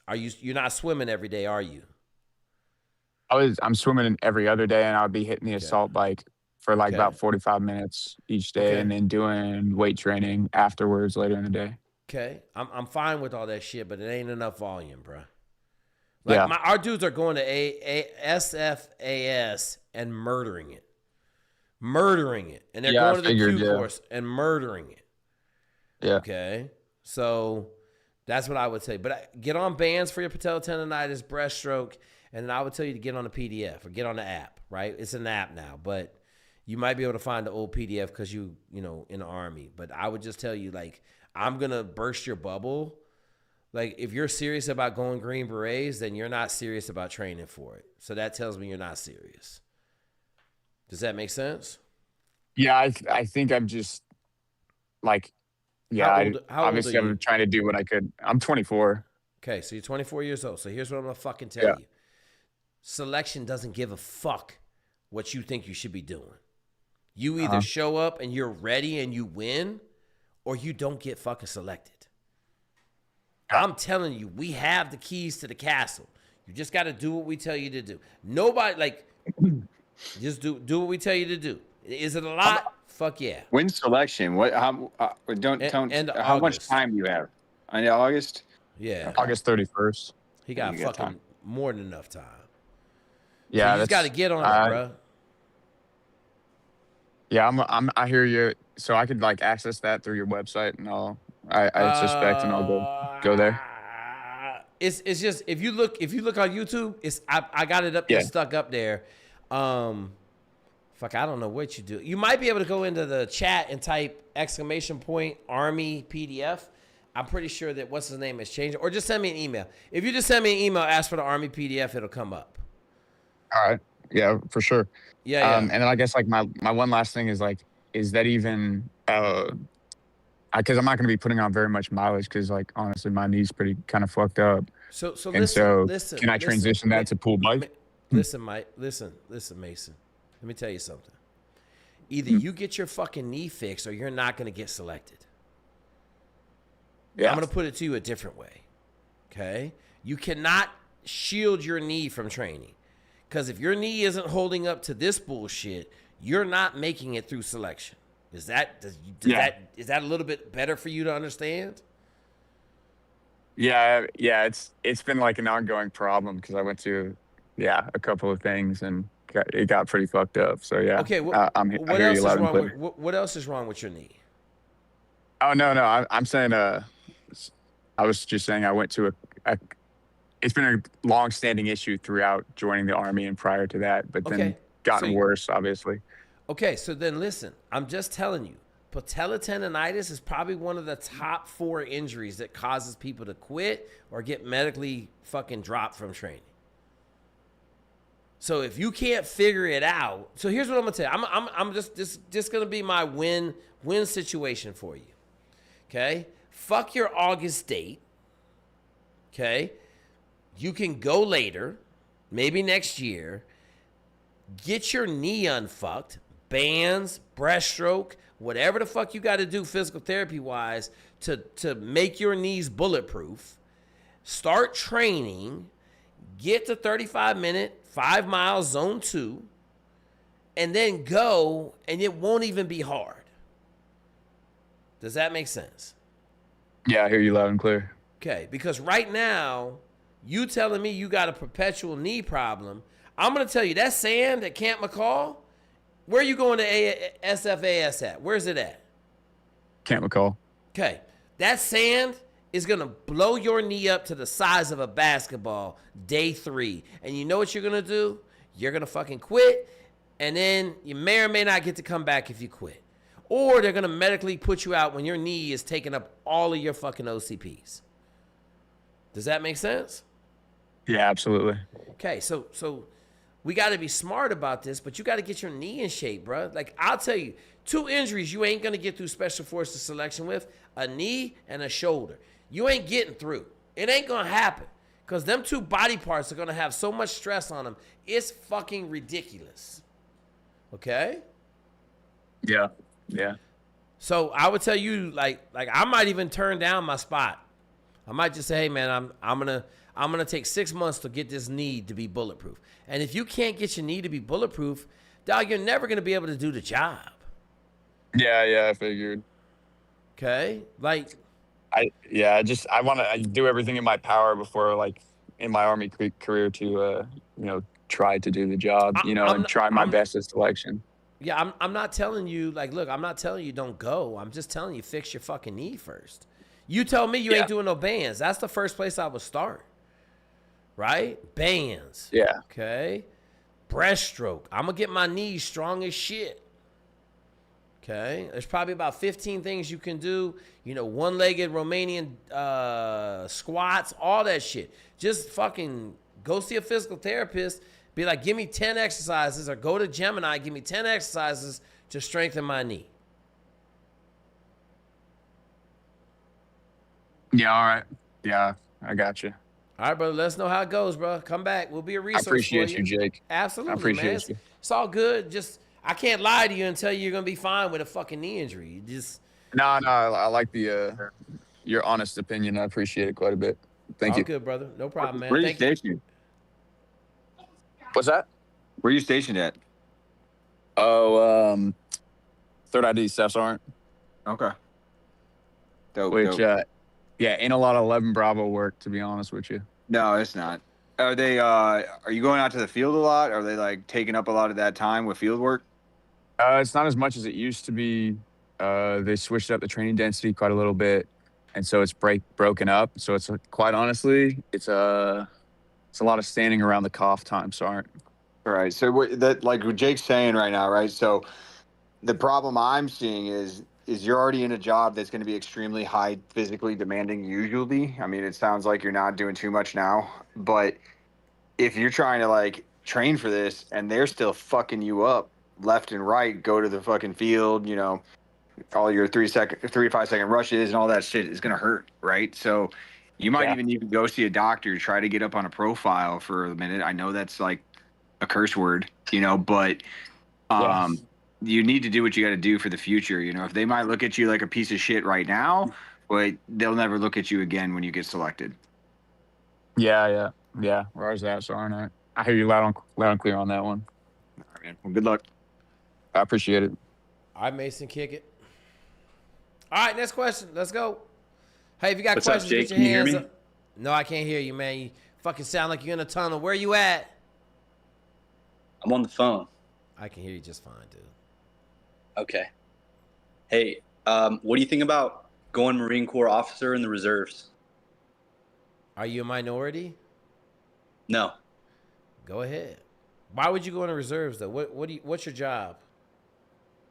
So I'm graduating this summer with a Bachelor's of Science in Accounting. Okay. I plan to sit for the CPA in the next 8 months, be an accountant. Okay. All right, go ahead, man. Sign up. Shit. I mean, if you white, go ahead. Okay, thank you. What is your hesitation about signing up for the Marine Corps Reserves officers? No hesitation. I've been in contact with the OSO. I went to MEPS last Monday. No waivers. So. Okay. Yeah, go ahead. You'll be fine. It'll be a good experience for you. Okay, so my next question is my current job. I work at a tax practice. Yep. Now there's pretty good job incentive with my boss. Yep. I could move up in the next couple years. So I'm wondering if you have any advice of like joining the reserves while also running essentially a tax business. Probably not the best idea, brother. Probably not the best idea.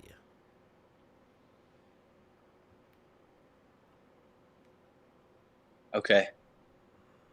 All right. You tell me. You tell me. Let's say you get assigned to an infantry unit in the reserves, and they want you to drill once a month, Wednesday to Sunday. Like my dudes in the National Guard in Texas, they drill every other month, Wednesday to Friday. I mean, Wednesday to Sunday. So they have like a 6-day drill cycle, whatever it is, Tuesday to Sunday. Okay? Like, what happens when you got to go somewhere 2 weeks a month? 2 weeks a year. What happens if they call you up for a month and a half? Okay? Like, you're talking about running a CPA firm. That sounds like a pretty good deal. Got to ask yourself. Yeah. Is being in the Marine Corps Reserve worth losing my CPA job over? Because I'm going to tell you this. The first time you ain't there to handle some taxes or some tax questions or something like that, he probably going to let you go. Is it your dad? Is it family business? No, it's not a family business. So the CPA I work for, she's within retirement age, and so she's talked about retiring. And I'm the only employee coming up that is going to be a CPA. So. Okay, then you want my honest advice?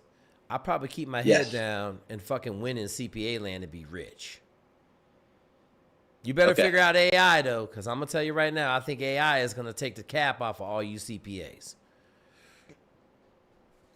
Yeah, so we're starting to implement it. Essentially, like, we're going to have the AI do all of, like, the grunt work, all of, the balance sheets and stuff, and then you're going to need an accountant to oversee the AI, verify, and make sure it's correct. So. Yep. I don't argue with that. Yeah, I probably wouldn't. I'd probably stay away from the reserves personally. I just would. You don't understand the opportunity you have right now, but in 10 years you will. Okay, thank you. All good.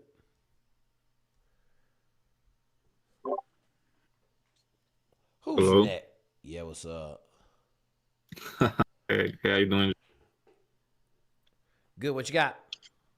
Yeah, so I'm between Army and Navy, and my main thing is I want to come out of my contract with the strongest leadership and skills, and also as well discipline. And I was wondering which you said discipline? Yeah. You ain't gonna come out of either one of them jobs with discipline if you ain't got discipline right now. Okay. Join the Marine Corps. If you want discipline, join the Marine Corps. So you're saying that the Marine Corps has the highest standard when it comes to leadership and discipline? No, I didn't say leadership. I said discipline. As an officer? Are you going to be an officer? Yeah. When you ain't going to get no discipline nowhere. Like, if I got to teach you discipline, you ain't going to be an officer. So what do you recommend then? I mean, you tell me. You're the one that asking the questions. I don't know what you... I mean, you're telling me you don't have no discipline, but you want to go be an officer in the military? Then you can't be an officer. What's your college GPA? 3.0. A 2.0? No, 3.0. 3.0. What school? Oakwood University. Oakland? Oakwood. What University. Major? What major? Finance. Finance. Okay. So, leadership-wise, every job is going to be the same. The Army leadership, the Navy leadership, Marine Corps leadership is going to be the same. Okay? If you're expecting the military to give you discipline and you're an officer, you barking up the wrong tree, dude. Like, you're not going to get no discipline as an officer. If you don't have discipline now, you're not going to make it. Not going to make it. How old are you? Turning 24. 24 years old. You should already have discipline. If you don't have no discipline, then there's a problem. Does that make sense? Like, if you're going in the military for leadership, that's a different answer. Then all the services are going to give you leadership. You're going to be put into a leadership role early, and it's going to be a lot of guys. Okay? I would probably say the Navy probably be the best. Like the Army, you're only going to get so much platoon time as a platoon commander. So in the Navy, you're going to be doing a division or 2 divisions for 2 years. Instantly, when you step on the ship, you're going to get a division. So I would kind of lean towards the Navy if you're looking for leadership. But as far as discipline goes, brother, you need to look in the mirror. Because if you ain't got no discipline, you can't be an officer.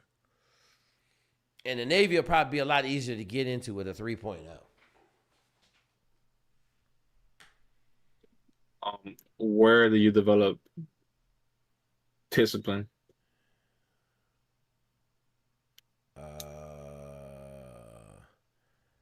How about you go to ChatGPT and ask that question? Because that's a hard question to ask. I don't even know what to fucking tell you about discipline. That means just fucking doing what you're supposed to do when you're supposed to fucking do it. Hey, man, what makes you think you don't have discipline? I mean, it sounds like you're asking these questions, but there's no root cause here. So why do you think you don't have discipline? I mean, you have a 3.0 in college, so that tells me that you're going to school. So what is it that you think you don't have discipline for? Thank you for the question. I'm disciplined in some things. I guess it's more inconsistency. I struggle a lot with just doing the things I have to do when I don't want to, and I do them. I just procrastinate a lot. Yeah. I mean, it's hard for me to say because I'm the world's best procrastinator on the planet, I feel like. But I think I would define discipline as actually doing it, you know? If there's a time hit on something, like for your case, you have an assignment due, you're getting the assignment in, correct? I mean, you're not letting anything fall to the side, because that's what I would define discipline as you know you have these tasks to do. If you procrastinated too long and 2 or 3 of those tasks are falling off and you didn't get to them, then you're right, you don't have the discipline. But if you're getting it all done at the end of the day, I mean, I'd argue you do have discipline. It's just on your own time. Okay. Where are you from? Okay. Where are you from? Well, I was in Alabama for university. I just graduated actually. I worked this week. Hey. Where are you from? New York. Are you Puerto Rican? No, I'm Dominican. Dominican. Okay. All right. I knew you were from one of them 2 islands down there. All right. Does that make sense, what he's saying about discipline? Yeah, thank you. Okay. Let me know.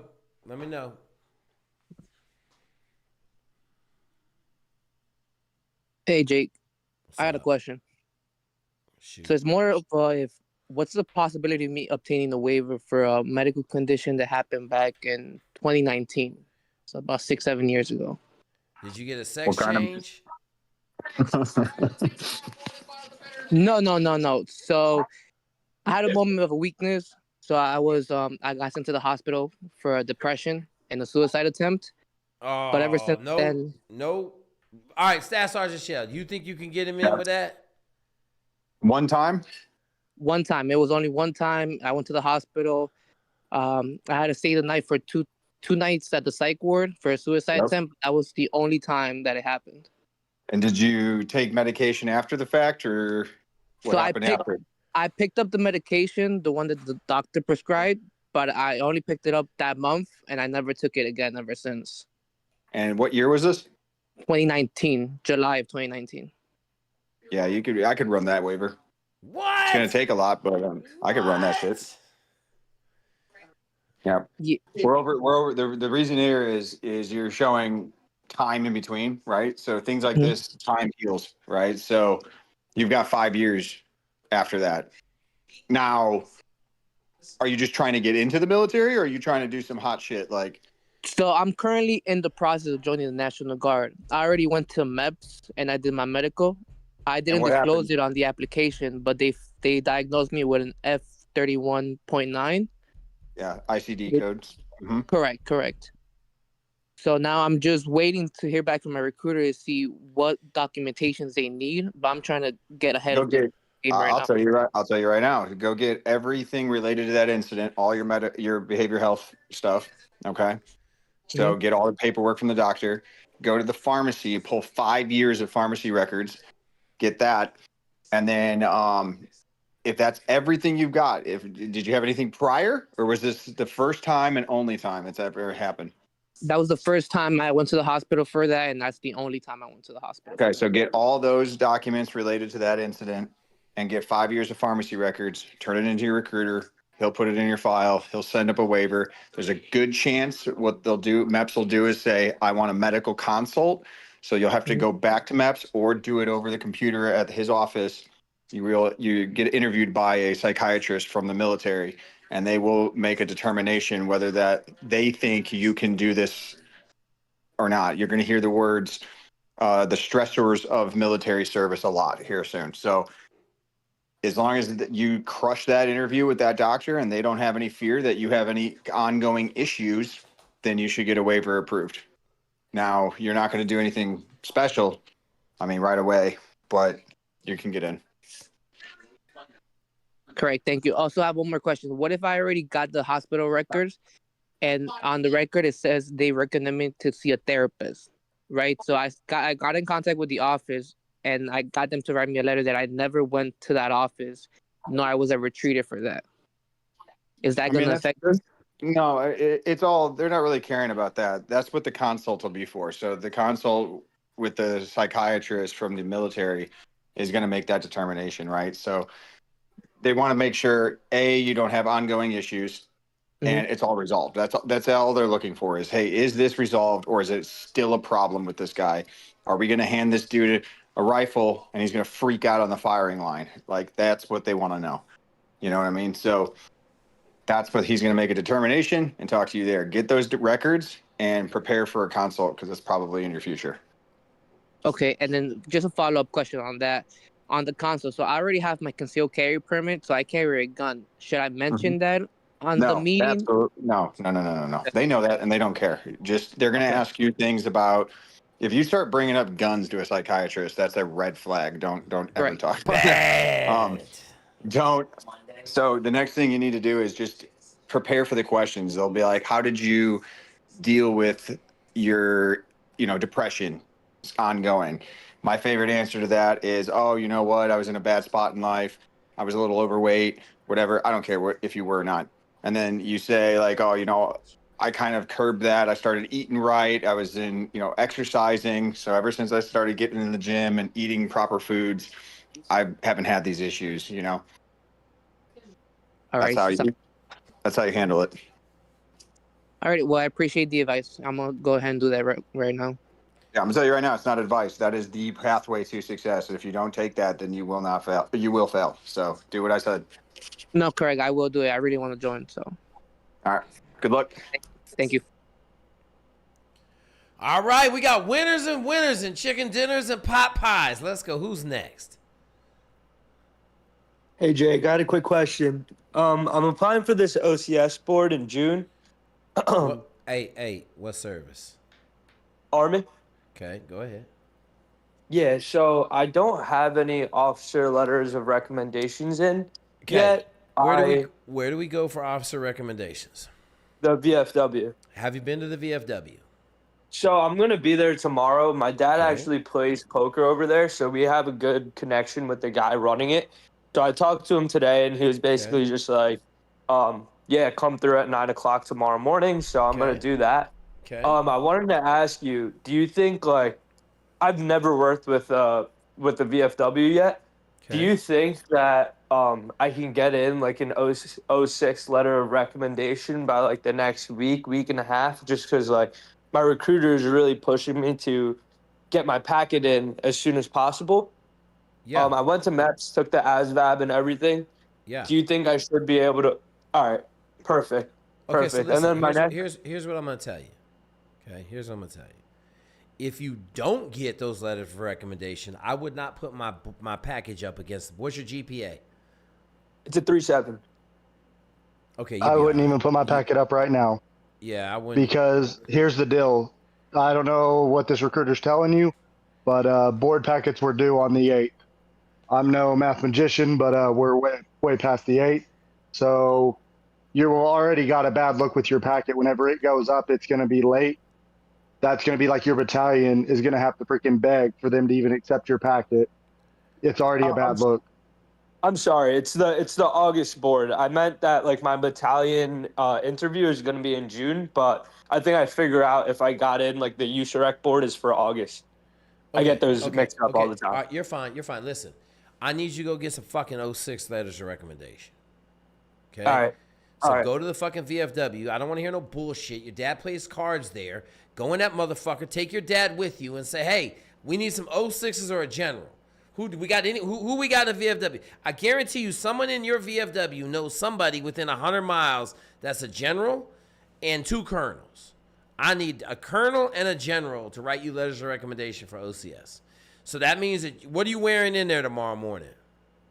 I was planning on wearing a collared shirt and some white pants. White? Yeah. You think that's too much? I'm fucking dying. You make me choke on my chicken over here. Where the fuck are you at that you're wearing white pants? I'm living in New Jersey. Jesus fucking Christ. Do you have a pair of slacks? It makes sense now, Jake. Yeah, it does. Do you have a pair of slacks? Put a pair of fucking I do. slacks on and a white fucking shirt. Do you have a sports coat?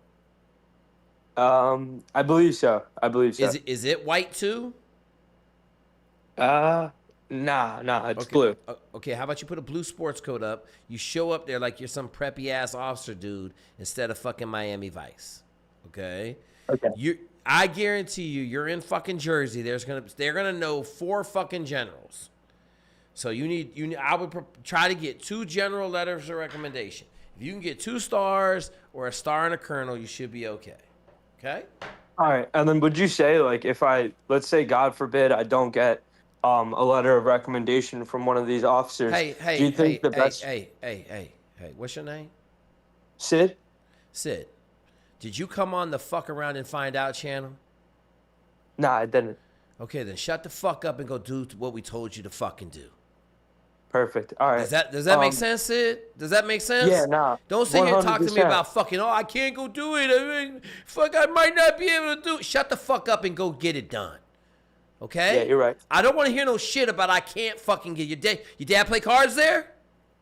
Yeah. Does he leave money on the table when he gets up and leaves? Nah. They're not playing for money?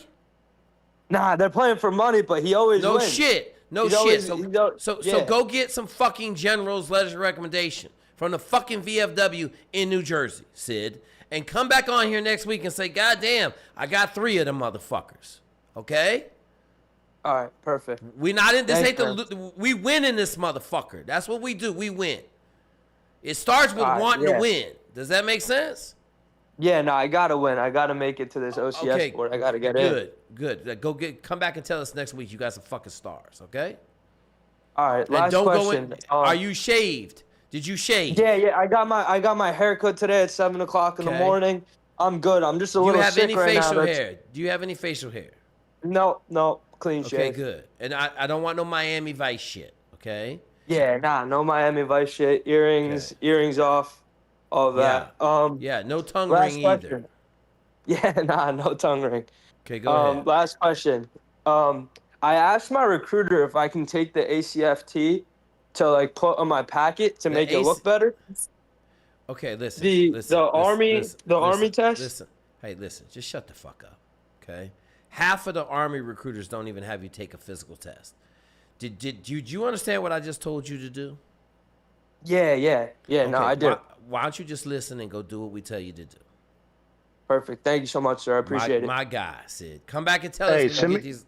Go ahead, Colin. Send me a message. I have a sheet for you that's going to help you. It freaking has all like most of the questions that you're probably going to get asked. And it also has some questions that you should be thinking about to ask the board members, because at the end of the board, they're going to say, hey, you have any questions that you want to ask anybody? 9 out of 10 applicants, they say no. You're going to separate yourself by asking some educated, good questions, making it look like you actually really want it and you've researched. So send me a message. I'll get that to you.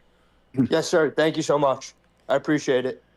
Jake, I'm gonna email you that sheet Collins was talking about. He sent it to me yesterday. It looks great. Is it better than the one we have in the resource section that has the questions and all that shit on it?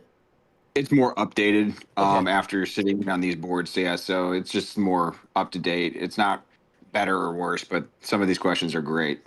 Awesome, brother. Awesome.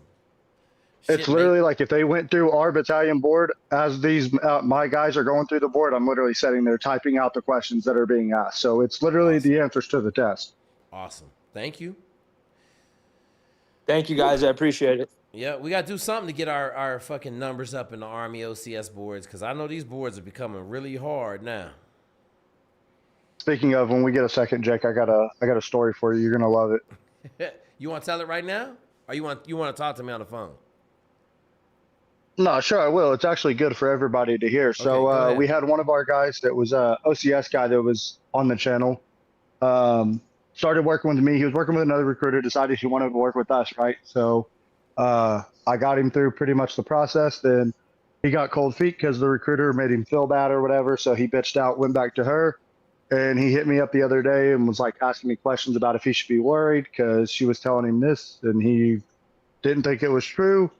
And he ended up freaking going to the recruiting station himself and found out that he did not even get his packet sent up because they were afraid because of his GPA. And so then he came back and he was like, hey, man, is it too late to work with you? He wanted a miracle. And I was like, well, I was like, you damn sure ain't getting in on this board because guess what? Like, there's consequences to your actions. I was like, I'll give you one more chance. So just goes to show, man, like I'm telling you guys on this freaking channel, Shell and myself will take care of you. If you're not already working with a recruiter, stay the path, trust in what we're going to tell you, trust in what we do. We will get you there. But don't get cold feet and start running around. Yep. You can get good people over here, or you can get used fucking piles of shit salesmen over there. That's just how it is. I would prefer good people that are going to have my best interests at heart, do what they say they're going to do. There's a reason both these dudes been on the channel for like 2 fucking years now. So it's always amazing to me, Collins, when everybody's like, oh, I feel bad. I'm like, hey, man, it's your fucking life.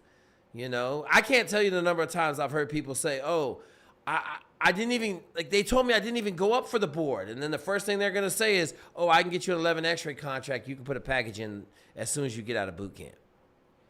You know? Yeah, I mean, that's literally what I told that dude. I was like, you just set yourself back at least 4 months. Easy. Yep. Good. Make him pay, man. Don't give him the fucking good shit. Make him pay. Collins, how many officer packages are you working? So I have that Baugh kid that you talked to a while back. That's gone. He's at he's at basic right now. So I have him for sure. And then I just boarded 2 more this month. They'll be going up to the USREC board in June. So that's pretty much where we're at right now. So all right, we're gonna get you the Officer Recruiter of the Year award somehow. We'll figure it out. I'm starting to push him too for our WAFT people. But we'll see yeah. We got more WAF people coming, bruh. We got 7 dudes down there flying right now. This shit crazy. They doing good too. There's a bunch in my email, but each of them have something going on. You know, it's either like, I had whatever, but or they're almost 40 already, and I'm like, man, like too old. It's just too old. Yeah. All right, cool. Hey, don't get cold feet, man. I'm telling you, this generation gets scared of fucking nothingness. You cannot go wrong going in the military for 4 years. Impossible. I don't care where you are in life, unless, I don't know, you working for fucking Tesla or some shit like that, or SpaceX. You can't go wrong going in the military for 4 years, period. It's only going to make your life better. All right. Shout out to the Army crew. They in here doing business, keeping it up. Next question. Hello. This is Elias. Elias, what's up? I just had some questions. It's mostly to Sergeant Shell. I was in communication with him the past few weeks. Cool. And I just wanted to ask about I deal with bipolar. Like, I've dealt with that before. And I've been like I've had like past. I know. Yeah, I remember. We had a conversation. You asked me. You had more questions, and should you come on here? I said yes, right? Yeah. Okay. Yeah. So you asked. I think your situation is the problem with this is it's too recent, right? So the Army's regulation on any sort of behavior health related anything is going to be that you need to be off of medication and any care for 2 years. Okay. Now, they're doing smaller versions of this where they're looking at individual cases and they'll look at it at a year. Okay. But if they're seeing, a pattern, like you've been on and off medication, you've had multiple instances where you've had to go see doctors or emergency rooms or be admitted into the, psych wards or whatever it may be, right? They're not going to say that. They're going to say that year is no good. They're going to say, no, we need him to be off care medication for the full 2 years. Okay. So in reality, that's just 1 extra year that you now have to wait. But per regulation, it is 2 years. Okay. All right. Yeah, that answered my question. Thank you very much. Hey man, let me ask you a question, okay? And I have somebody that's really dear to my heart that has some bipolar issues that went in the military, and that shit broke them for the rest of their life. Okay, they're 43 years old right now, and they're fucking broken as fuck. Okay, is your mental health pretty good right now? Yeah, I think my life is just kind of chaotic. Okay. Family, I think. Okay, and so you think going in the military will help your chaotic life kind of level out? I think it would separate me. It's actually not it used to be my fastest road to leaving the house. Okay. So here's what I'm going to tell you. House. Make sure you take a job that ain't too stressful. Okay? Do not take some kick-ass job where you're going to be kicking doors in or no shit like that. I don't know what you think you're going to do. Get you a desk job, which there ain't no fucking desk jobs open right now. Okay?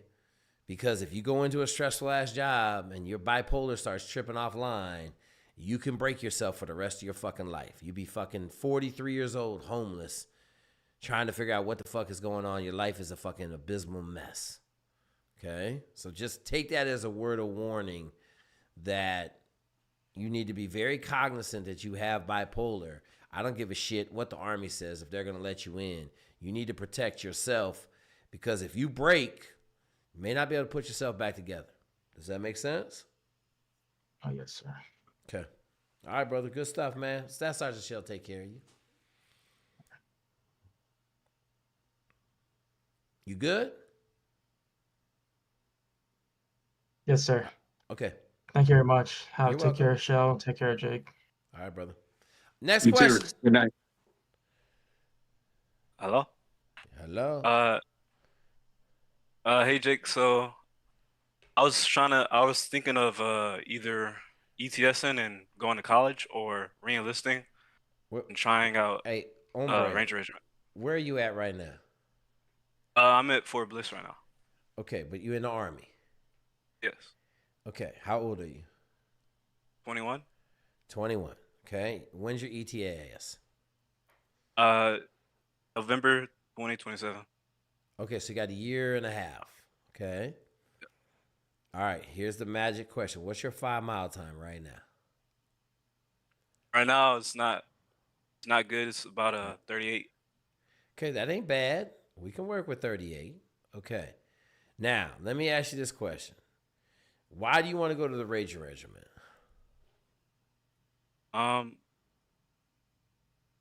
Really to do something hard in my life. Okay. All right. So then I would just tell you, get on the Army PDF, grind it out for you probably may be able to do it in 8 weeks. And go to selection, bro. All you gotta do is sign up for RASP, right? Whatever it's called now, RIP. What are they calling it now? RASP.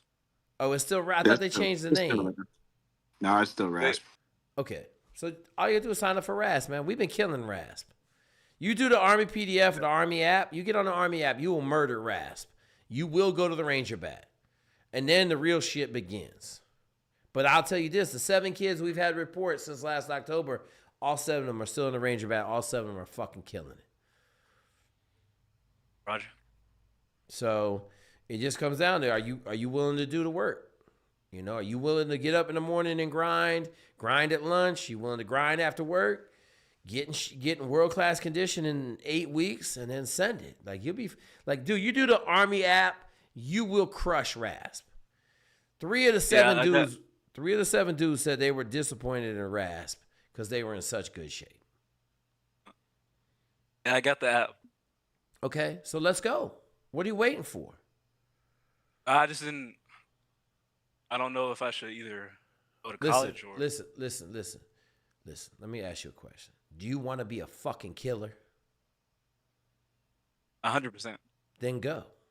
College will be there when you get done. You're 21 years old. You're gonna, if you go, you're probably gonna re-enlist for 4 years. Okay? 4 years from now, you be 25. You go back to college. You smoke college. You be in a different place. Or you might just like being a Ranger and you stay the fuck over there and you do good shit. Okay? Okay. But Roger that. you're 21 years old. You ain't got nothing to worry about. I wouldn't worry about going to college right now or being a killer. If you want to be a killer, go be a killer. It's a lot better to be a killer at 21 than it is to go to college and then wish that you had been a killer your whole life. That's all I had a question about. Thank you. Okay. All good, brother. Do the work, brother. Keep coming back. All right, next question. Let's go, Jake. What's happening? Hello? Hello, can you hear me? Yeah, I hear you fine, man. Go ahead, brother. You coming through like on Stadium Sound, man. We got you hooked up. Oh, I'm sorry. All right. Good. What's your question? All right, so I'm active duty Coast Guard right now. Oh, Jesus, the fucking Coast Guards. Listen, if y'all notice, now we got all sorts of Coast Guard people on this channel. What you got, dude? So I'm in the rescue swimmer pipeline right now. I want to know your thoughts on what kind of like volume training plan I should be going for. Are you already in the pipeline? Yeah, so how it works is about 4 months before you report to rescue swimmer school, you get trained by rescue swimmers. You're kind of like an intern. Okay. But until that time, you're kind of on your own until you're restationed to an air station to be with them. How many miles a week are you swimming? How many miles? So I do 3,000 yards a day. How many days a week? 5 days a week. Okay, are you swimming intervals? No, I just do volume right now. I just get in the pool and swim. Okay, so do you have the Navy SEAL PDF? I do, yes. Okay, are you doing it? No, I'm not. Okay, so here's what I'm going to tell you. You either do it and have a chance, or you don't do it and you don't have a chance. Okay. Does that make sense? Yes. Your volume should be 25,000 a week, split into roughly two swims, right? A 2,500 swim in the morning, a 2,000 in the morning, and a 3,000 in the evening. The 2,000 hard, 1,000 of it's hard as shit, and then you can do another 500 in there, and then you're gonna have fins and breaststroke and side stroke when you get to the other one. Y'all don't do a lot of side stroke, do you? It's all like fin overhand. Yes, yes, sir. Okay, so like I would tell you, like you're gonna swim 2,000 a day with fins on, but like you need to be at 25,000 meters a fucking week before you go. Gotcha. And when you say 2,000 a day, go ahead. When you say 2,000 a day with fins, is that mask, snorkel, everything, or just fins? Yeah, might as well be mask, snorkel, and everything. Fuck yeah. Right? Yes. Yeah. Yes, sir. Yeah. Okay. And then as far as, I guess running's on the PDF as well, so that'll take care of that question. So listen, you're gonna do the Navy SEAL PDF to go to SAR swimmer school. How much running are you doing in SAR swimmer school? It's a little bit, right? It's not crazy, but it's enough. The people I've talked to, it's not a lot. It's kind of just more cardio rather than anything super strenuous. Okay, so then you probably only need to run once a day. But I know you need to swim. And you need to be on breath holds like a motherfucker. Okay, yeah, right now I'm just doing 5 miles in the morning for running, 5 days a week. Okay, so get on a PDF. Do one speed tree a week, and then you can run the other runs however you feel fit. Understood. And then I know one of the big weaknesses I have is I know just like the strength of my legs is not where it should be. Okay. How would you recommend incorporating kind of leg strength training? Do you have the PDF? Do you have the lifting PDF that came with it? I do not. No, I just have the SEAL PDF. Send an email, ask for the Navy SEAL PDF. It's going to come with a lifting PDF. I would tell you to start lifting, squat. Understood. Okay. Because you're going to make all your money with fins on in SAR swimmer school. So you need strong legs. Exactly. All right. Let us know how it goes, brother. Awesome. Thank you. Cool.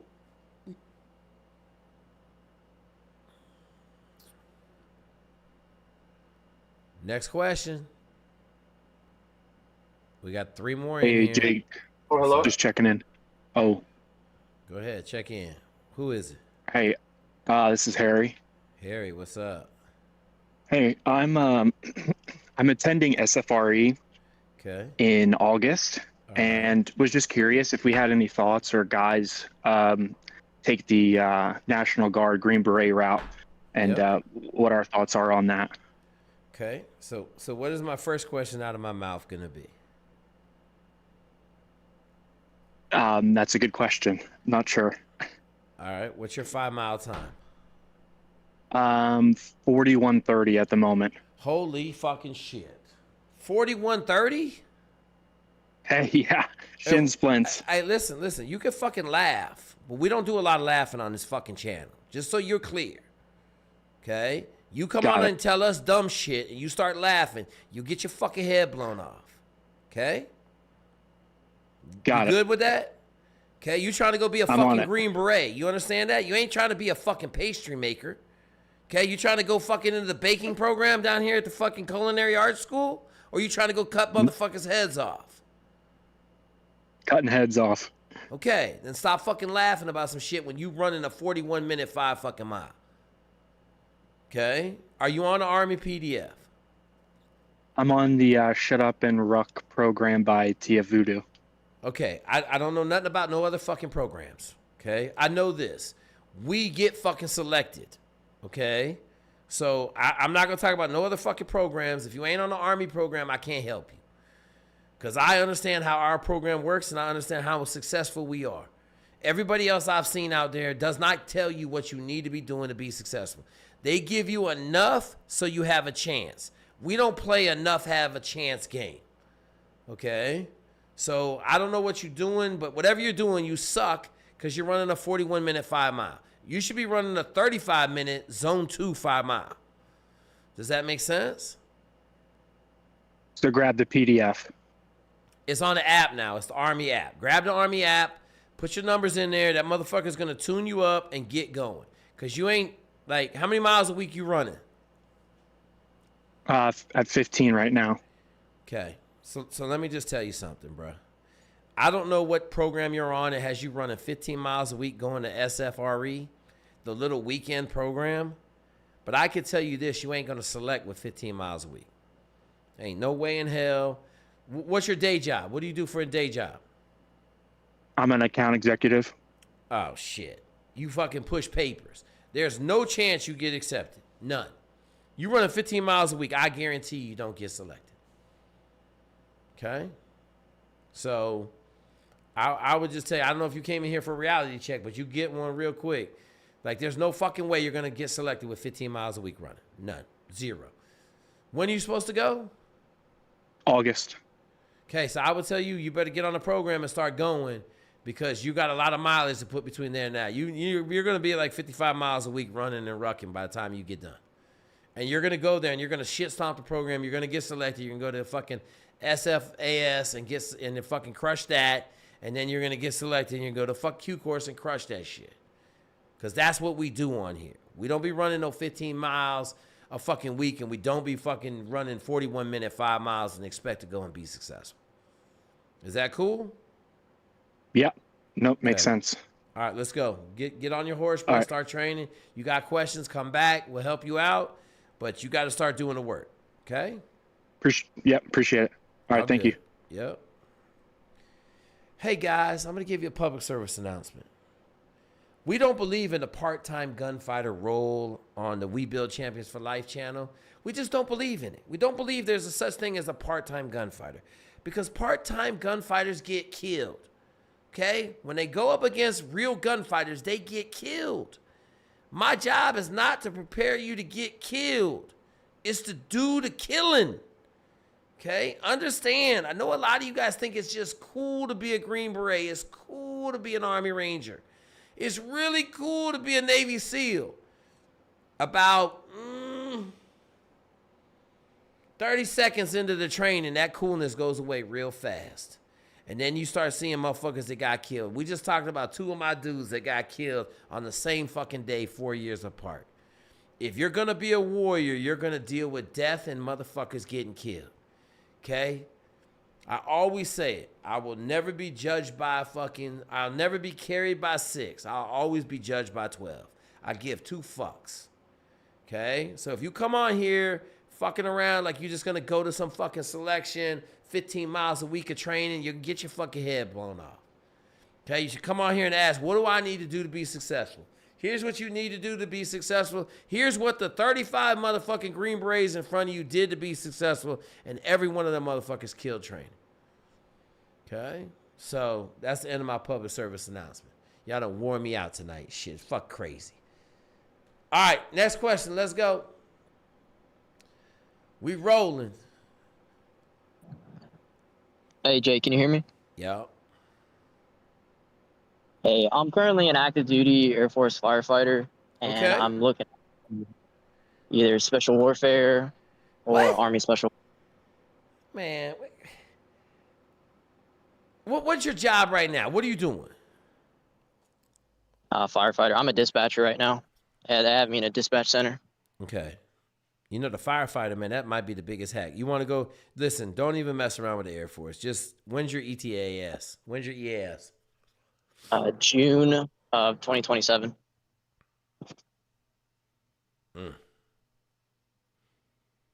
How old are you? 22. Oh, you good. Just hit up Staff Sergeant Shell.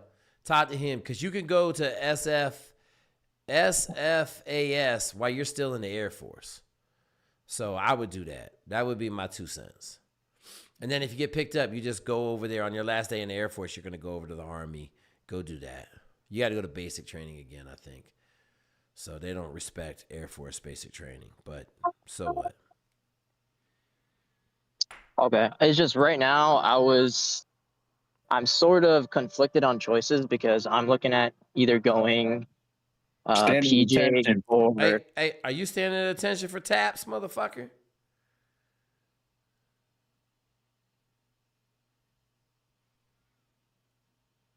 He is now. He is now. We I gotta was wait about to say that could be a good no response. Means It's he's all right. doing it. We gotta wait for taps. We'll wait for taps. Man, Air Force. Hey, I just want to remind everybody, Air Force selection broke David Goggins in 2 weeks. Just want everybody to hear that. You're thinking about going to Air Force. Sorry about that. You're good, brother. Did you stand at attention for taps? Yes, sir.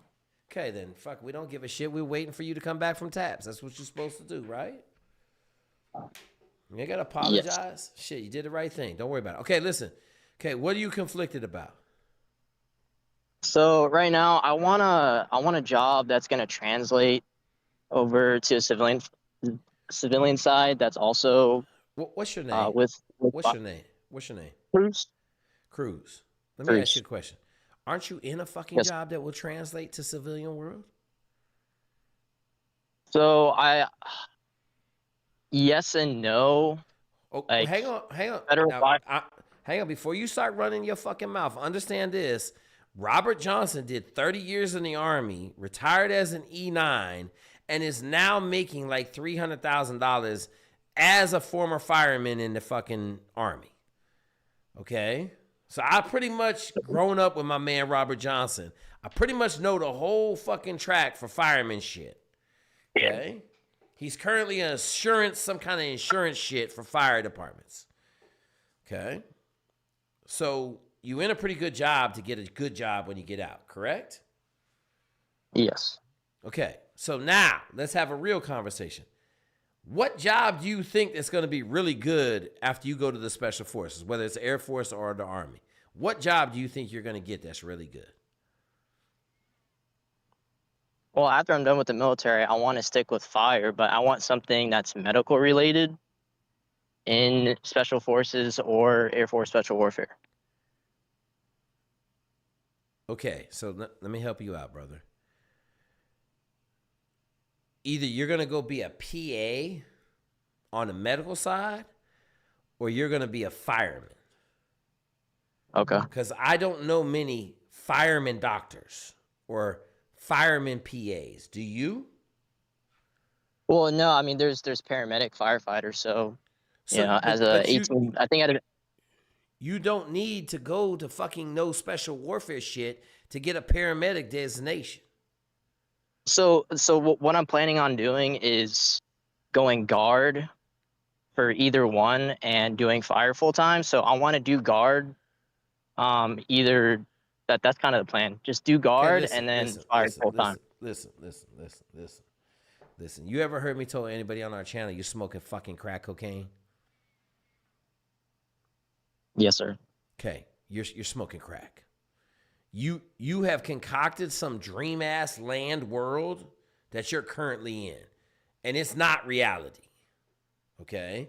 It's not reality. I want you to understand that it's not reality. You are not speaking in reality right now. I'm going to go be a fireman on the outside world, but I'm going to stay in the guard and I'm going to do special warfare shit. Next, you're going to tell me you're going to be a PJ in the in the National Guard, correct? That's what I was thinking. Yeah, you have no fucking chance. Okay? Like none. Okay. So like, if you want to go be a special warfare dude and go, like, dude, I'm just telling you, you're already in the best fucking job in the world. Like, kick ass in the air, in the fireman, and then go get out and go fucking be a fireman. Like, Doug, you pick the right fire department, you make fucking $200 a year. And if you want to be a medical person, then go fucking be a medical person. Go get a PA, go do something. Like, you go in the Army, you go in the Army, but it don't sound to me like you really want to go kill people, correct? Okay, good. But why not both? Did you just hear me talk about being a part-time gunfighter? Did you hear that?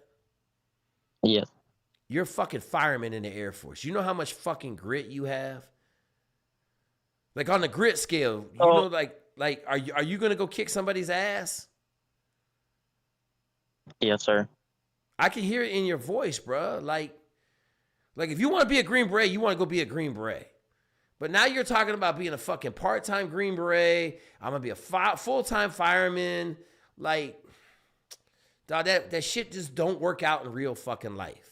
That's not how it works. Now, if you told me I'm going to go get a job, Sarasota Fire Department, I'm going to work for 3 years, I'll be 25, 26, then I'm going to apply for the National Guard and the Green Berets, I would say that's a good plan.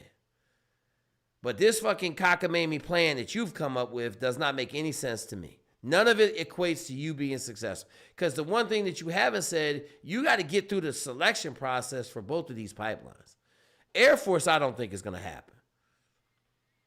Like you want to be a reserve PJ in a program where they're selecting 2, 3 to 8 people in the pipeline out of 150. And you're telling me you're going to be one of those 3 to 8 people in the pipeline.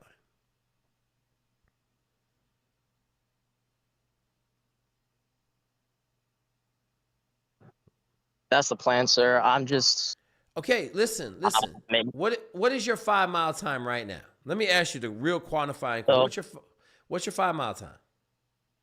My last 5 mile was a 35:27, I believe. Okay, that was that's last good. week. That's good. You're in firefighting shape, I take it, correct? Yes, sir. Okay. So here's the part you don't understand, man. Like, you're not gonna be able to transition out into a fireman job and then tell them that you got to go to fucking Green Beret selection for 3 fucking years. Does that make sense? Like, what do you think the fire department's gonna say when you say, "Oh, hey, I'm going to the Q course for 3 fucking years"?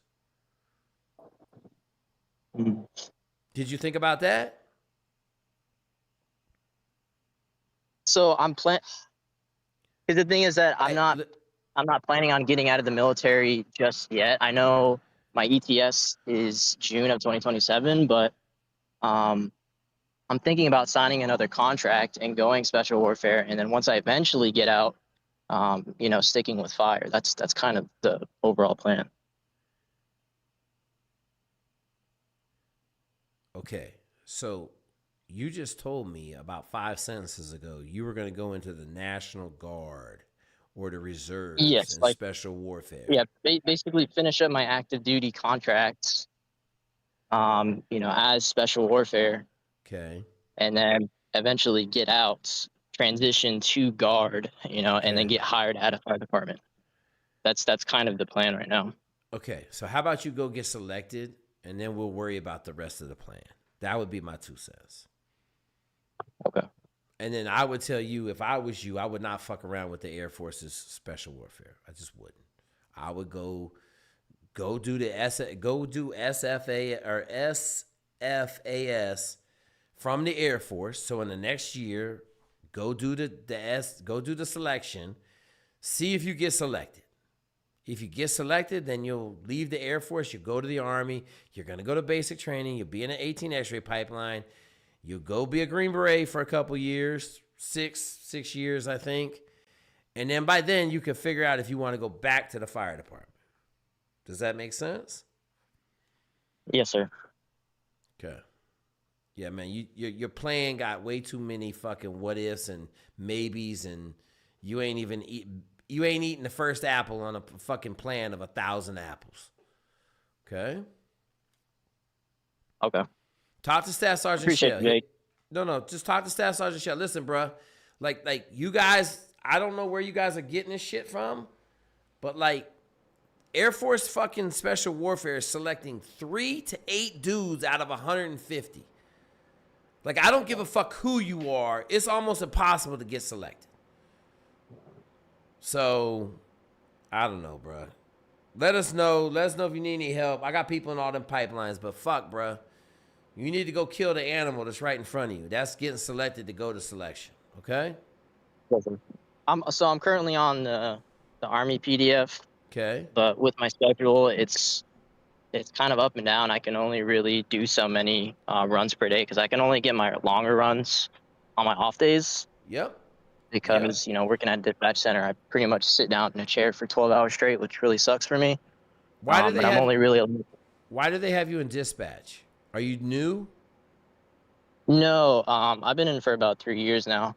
but they usually rotate guys in and out of the dispatch center for 6 to 8 months at a time. Okay. So right now it's just been kind of sucky. So I'm not on the fire floor as I probably should be. Okay. But it's just part of paying your dues. So you got to do 6, 8 months. Yeah. Okay. Well, get in shape, bro. You ain't got. I know this. You got to do the best you can do. Okay. If you're gonna get selected, you're gonna get selected. Got it. I mean, I tell everybody, like, getting selected, don't care. They don't look backwards and see how much work you were able to do or how tumultuous your situation was. They just look at how you're doing right now in selection. Copy. Okay, cool. Thank you, Jake. Yep. Next question. Hey Jake, this is Gabriel. I just had a quick question regarding, I know you had videos on YouTube where you had like podcasts or something with, I think Valhalla, I think. Yeah. And I was just wondering, like, I love those so much that I was like, want to ask you if you ever plan on making any more of those. And Hey, thank listen, you, Staff Sergeant Shell, for answering questions. I got to get to like 500,000 followers because your boy Nate has gotten really big. And he's doing it really well by himself. So, but he got me to 100,000. I mean, it just is what it is, right? Like, Nate's really big. He's crushing it right now. So, you know, when we both were at 100,000, it was awesome. But now he's doing fucking kick ass. So, and he got a little bit more political edge to his. And I've come off of all that bullshit. So I'm just kind of sticking with what I'm doing. I don't know. We might have him back on. I know it's not a situation where he doesn't want to come or I don't want to go on his channel. It's just we're in two different places right now. You know what I'm saying? All right, thank you. I just want to say that I love them so much, and I was trying to find as many as I can. There's like 9 of them, I think. Yeah, I was trying to look for some imaginary ones that I hoped were there. Good.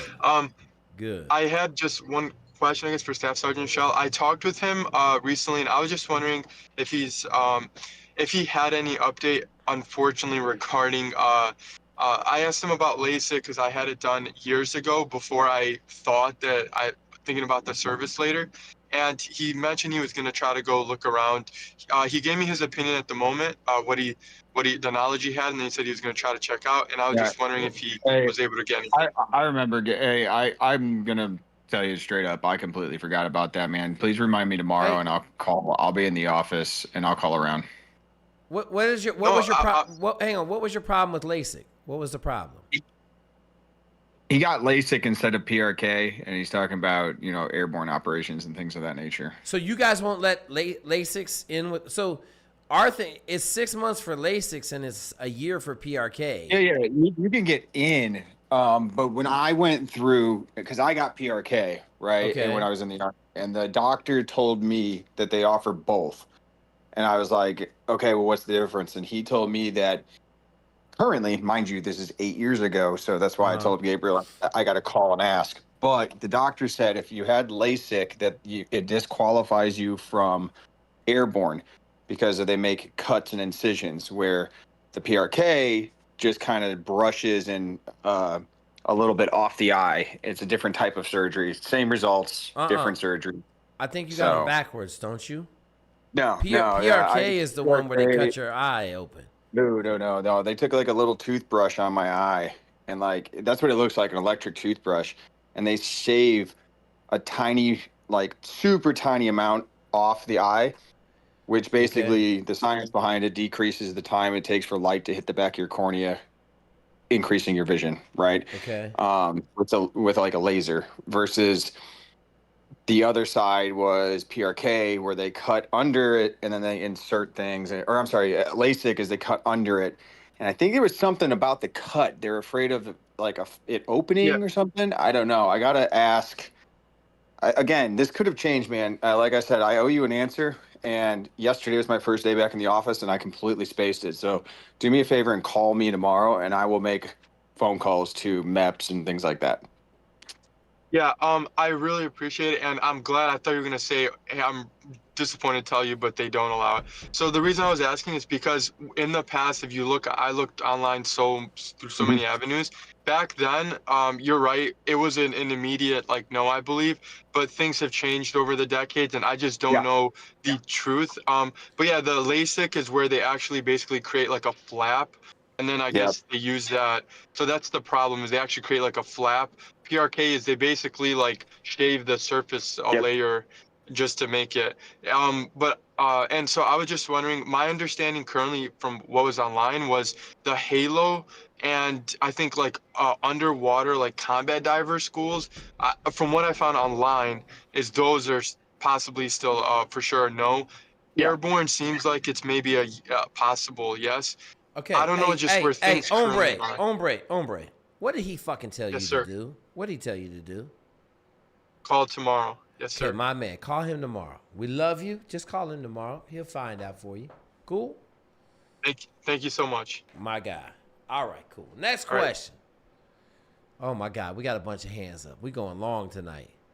Y'all know YouTube is valuing long content over short content. So we're going to keep asking questions, answer questions. And we're not going to be here tomorrow. Sunday. Oh, I'm traveling Sunday. We ain't going to be here Sunday either. We got Preppers Friday, though. We got that. All right, what we got? Hey, Jake. How you doing? Good. What's up? Some medical questions first. Forgot about it last time we talked. Went through an IOP. It's intensive outpatient. What's IOP? It's not a loony bin, but it's one step below that. Okay. All right, cool. We'll say that. What's your question? You can leave instead of they keep you there. Okay, what's your question? question? Went through that like 4 or 5 years ago, and I don't know if is that a waiver or what does that mean? That's a Staff Sergeant Shell question. Staff Sergeant Shell, you still here? Did you leave? Yeah, I'm here. I'm sorry. I was muted and I was talking. So repeat your question, man. Went intensive therapy 4 or 5 years ago. Don't remember the time. I have to look, and don't know if that keeps me from going SF or not. If it was 4 or 5 years, so it's got to be 5. I'm going to tell you that right now. Whatever it is, it's got to be 5 years. Okay. The other aspect of that is, did a doctor send you there? Did you voluntarily walk in? Like, what was the circumstance? That was, I think, a therapist recommended it. Then it probably is going to pop up on your Genesis report. Yeah, if I'm it's sure 5 years, then we can get it done. And there are waivers, even for mental health stuff. Even the 18 X-rays, they take mental behavioral health stuff. So it just case by case. I have to fill out a hell of a lot of paperwork for you, but they will have their own doctor, not a MEPS doctor. Their own doctor will actually review it and make a decision whether they're going to let you in or not. So questions like this are, and I'm going to tell everybody, like, the Army can waive whatever the hell they want, almost anything. You heard me earlier tell a guy who, tried, self-harm, for instance. That's waive. I can waive that, but it's going to be case by case, and it's always going to have what's the circumstance, and they're going to look at each person and the medical stuff and everything leading up to it, the care after it. Everything matters. So when you start hearing me ask these detailed questions, because it matters. So the best way to do it, and I know everybody wants to know the outcome before you guys try. You guys ask Jake the same shit, like, well, what do you think if I run this or this? Like, dude, just do it. Run it. And let's find out. What's the worst thing that these people can tell you? It's so no, right? I guess I don't fully understand the process, but this whole thing works. Do you go submit a packet? I would go through this medical So here's the evaluation, process. and I'll tell you right now. The process is going to be, we're going to send up a pre-screen, right? It's going to pull using your social security number. That's for everybody. That's how it works. They use your social security number. They pull your Genesis report. They're going to look at that Genesis report to inform the doctors at MEPS what you may or may not have before you even get there, right? Then during your physical at MEPS, the doctor's going to sit down with you. You're going to talk to them. They're going to ask you about what they already see. Then they're going to ask you more shit, like they're fishing for stuff now that they don't see. Most people rat on themselves with things that the doctors would have never known about unless now the guy's opening his mouth, right? But that's what they're going to talk to you about. Now, if that doctor at MEP says, okay, yeah, this is per regulation falls under behavior health, right? Now they're going to leave you with a pulleys. Pulleys is your combat readiness. You want all ones. 3 means waiver. 0 means we'll make a decision later. 1 is good to go. Okay. So you'll get a 3 from behavior health, and that means waiver. Okay. If now the waiver process goes, if it's past 5 years, then you'll be okay to do airborne operations. If it's within the 5 years, you are not going to do airborne operations. So any job that requires that, you cannot do. Now, once you get into the Army, the time is still going. So say you did it for 4 years ago, right? You get in the Army as an 11 X-ray, do 1 year, probably good for you anyway, and then you can put your packet in because it's over the 5 years. Does that make sense? Yes. So you can go in as 11 X-ray without putting your packet in. Correct. Yeah. And I mean, if I wanted to tomorrow, I could put a packet in to go special forces. You know, it doesn't matter when you put it in. The 18 X-ray pipeline is just a beginning right from the street going in for it right away. Right. So it doesn't really matter how or when you get there. It's just you need to be prepared and mentally and physically qualified before they'll let you. Forgive me here. Again, pretty green. So do you have to like sign your name here? Are you going to like basic, or like are you just putting a packet in to see if you can qualify for the military? Is that what all this is? Correct. So MEPS is your military entrance processing station, right? So when you go there, that is you signing up for the Army. Okay.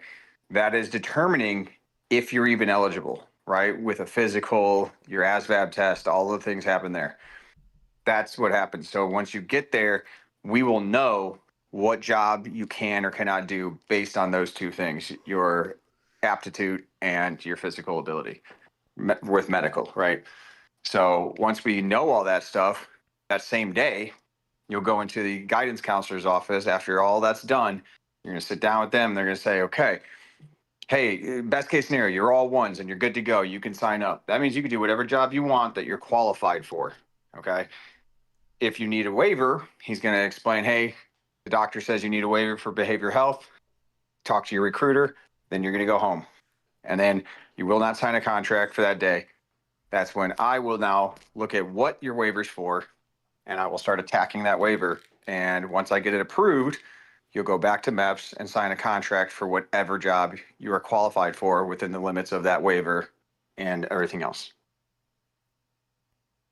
Okay. So, I mean, should I be physically ready before even stepping foot into MEPS, or is that something I can start like kind of running down here?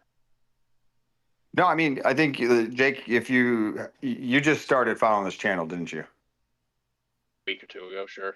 Yeah, so I would suggest watch some of the YouTube videos of these past meetings, some of Jake's prep videos on whatever you're trying to do. Get on the programs. We have the app now that'll help you with, preparing physically and getting your run times up. I would definitely do that stuff. Are you trying to be special forces? Yes. Okay, then you want to at least be running right in that wheelhouse of the 35-minute 5 mile. Okay. I think that you'll have a lot of time in between signing a contract and going to selection. So I generally like, anywhere at the 38 time is pretty good. I think Yoda, you don't know Yoda, but he's a wealth of information. I think he said the same thing, like just get ready and go now, because you'll have plenty of time to train once you get done with basic training and all this other stuff. you'll have a couple months in between that and selection to really get those run times back to where they need to be. So, but if you don't have a good base, I mean, if you're sitting here telling us you run, 45, 50 minute 5 miles, then you're not going to be ready, right? So it's best to get as close as possible to that 35 minutes before we go. So get to 35 minutes and then sign up or go to MEPS and begin that. Going to MEPS isn't signing a contract. It's just No, theoretically it is. Yes. No, theoretically it is. So if you're not 100% positive about this, then you're not ever going to go to MEPS because we don't send people who are iffy. So unless you are sure, hey, I want to sign a contract, I want to join the Army, you won't see the inside of MEPS. Thank you. That was unclear. Next, I am a little unsure. So look. I'm gonna make it easy on you. Get on the app. Yes. Start training. The app does a great job of judging your want to versus your dreams. Okay. Does that make sense? Exactly what I needed to hear. Yeah, you're either gonna be like, fuck, I'm all in, or you're gonna be like, I don't want to do this anymore. This ain't for me. You said, yeah, that's what I'm saying. Like you're not gonna fake it through the app. So, and it's either gonna super motivate you, you're gonna kick ass, and you're gonna fucking keep getting better and faster and stronger, or you're gonna be like, I'm good. Many a dude have tapped out on the app and the PDF. Many a dude. Okay? This shit ain't called a duty. It requires a lot of grit, fucking internal fortitude, and discipline. So yeah, get on the app. If you're serious, you'll come back. Talk to Staff Sergeant Shell. He's the #1 18 X-ray fucking putter-inner in the country. It might have something to do with all we do is make 18 X-rays, but it's fucking awesome that we got to do this winning awards for putting 18 X-rays in. So if you want to be an 18 X-ray, you hit up Staff Sergeant Shell, and he's going to take care of you. My last question, I saw you guys, it sounds like you guys put some AT X-rays through and you get a lot out. What are your, how effective are you? Like, how effective is this PDF? Is it 1 out of 5, 1 out? It's 100% right now. No bullshit. What's the timeline? I don't know what the time. I don't know. Yeah. Are you a fucking pussy? I don't know what the timeline is. Not my timeline. So, I'm saying like how long ago have you been? We've been making green berets for like 7 years right now. So like, and you're at 100% or nearly? Yeah. No, we are.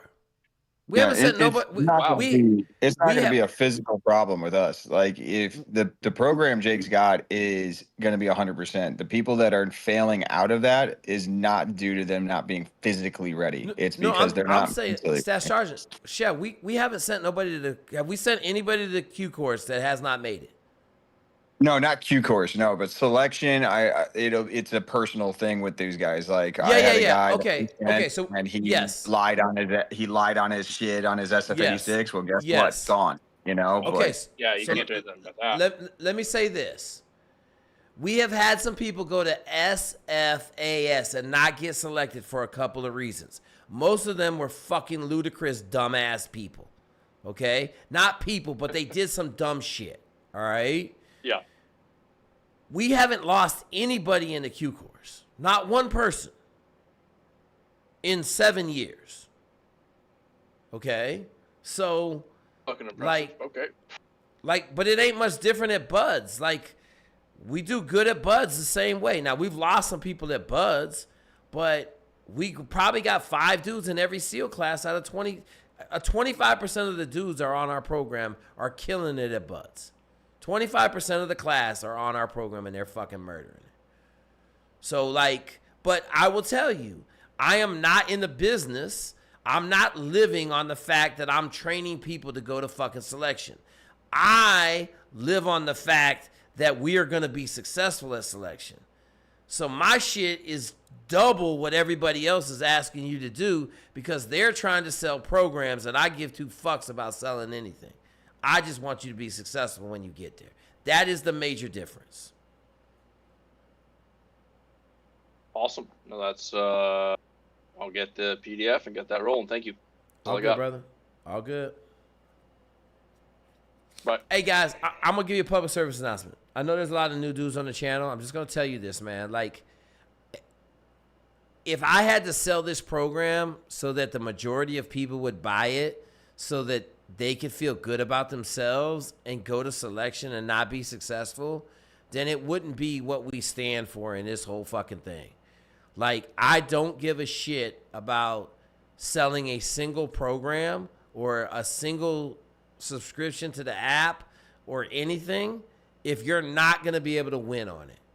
And if it's too fucking hard for you to do and you don't pay for next month, so fucking be it. But we're not going to change our standards. Goes for flight school, goes for fucking nuke power school, goes for fucking anything we're going to do. We are going to be 100% fucking over-prepared. So we will be 400% prepared for any test we take. And I want everybody to hear that because we got new people coming in here. Dog, we are not preparing to show up and maybe have a chance at graduating. We are preparing to walk into training. And what I want to hear when you get done, this is a direct quote from a SEAL officer from a year ago. He said, Jake, I'm highly disappointed in the program. I said, really? He said, man, I thought Buds and SQT was going to be a lot more challenging. I said, did you do everything I told you to do? Did you train on the PDF? Did you have all the mileage? Did you have all the swimming? He said, I did everything you did, but I feel like it made training too easy, and I'm disappointed in it.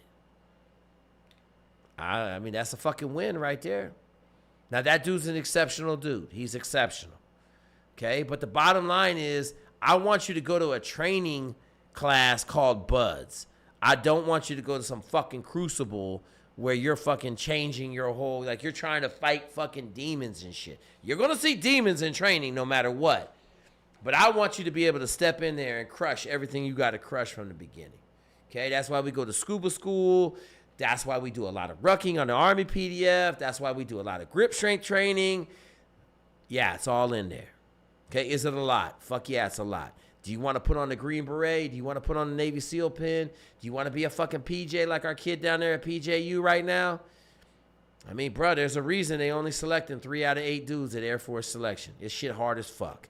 So if you think you're going to do some easy shit and go get the fucking rewards, hey, man, welcome to this generation. Ain't going to fucking happen. Okay? Next question. No more questions? We out of here? 4? Oh, shit. Hello? Oh, no. Oh, damn. There's people with hands up. Shit. All right, what we got? Hello, Jake? Hello? Yeah, I'm currently trying to get to 160 pounds for the Army Infantry. Okay. But I work construction from 5 a.m. to 6:30 p.m. Okay. I just wanted to ask, what do you think I can do to get the most amount of calories? Because I don't have much time to eat throughout the day. Okay, let me ask you a question. Are you just trying to go regular Army infantry? Yeah. Okay, don't worry about it, bro. You're going to kick ass. Are you running? Yeah. Okay, you're going to kick ass. Don't worry about it. Don't worry about how much you weigh. What kind of construction you working? I do groundwork and plumbing. Okay, you're going to be fine. Don't even worry about it. Just sign. Have you signed up already? Yeah, I leave in July. Okay, don't worry about it. You're going to go, as long as you're running, you're going to kick ass. You can put on weight later. You're going to be a regular infantryman. Nothing to worry about. You're going to fucking murder it. All right. Thank you. All good, brother. No worries, man. You'll kill it. You'll kill it. I would tell you to eat a Costco pizza every night, but you go in regular infantry, you'll be a fucking savage.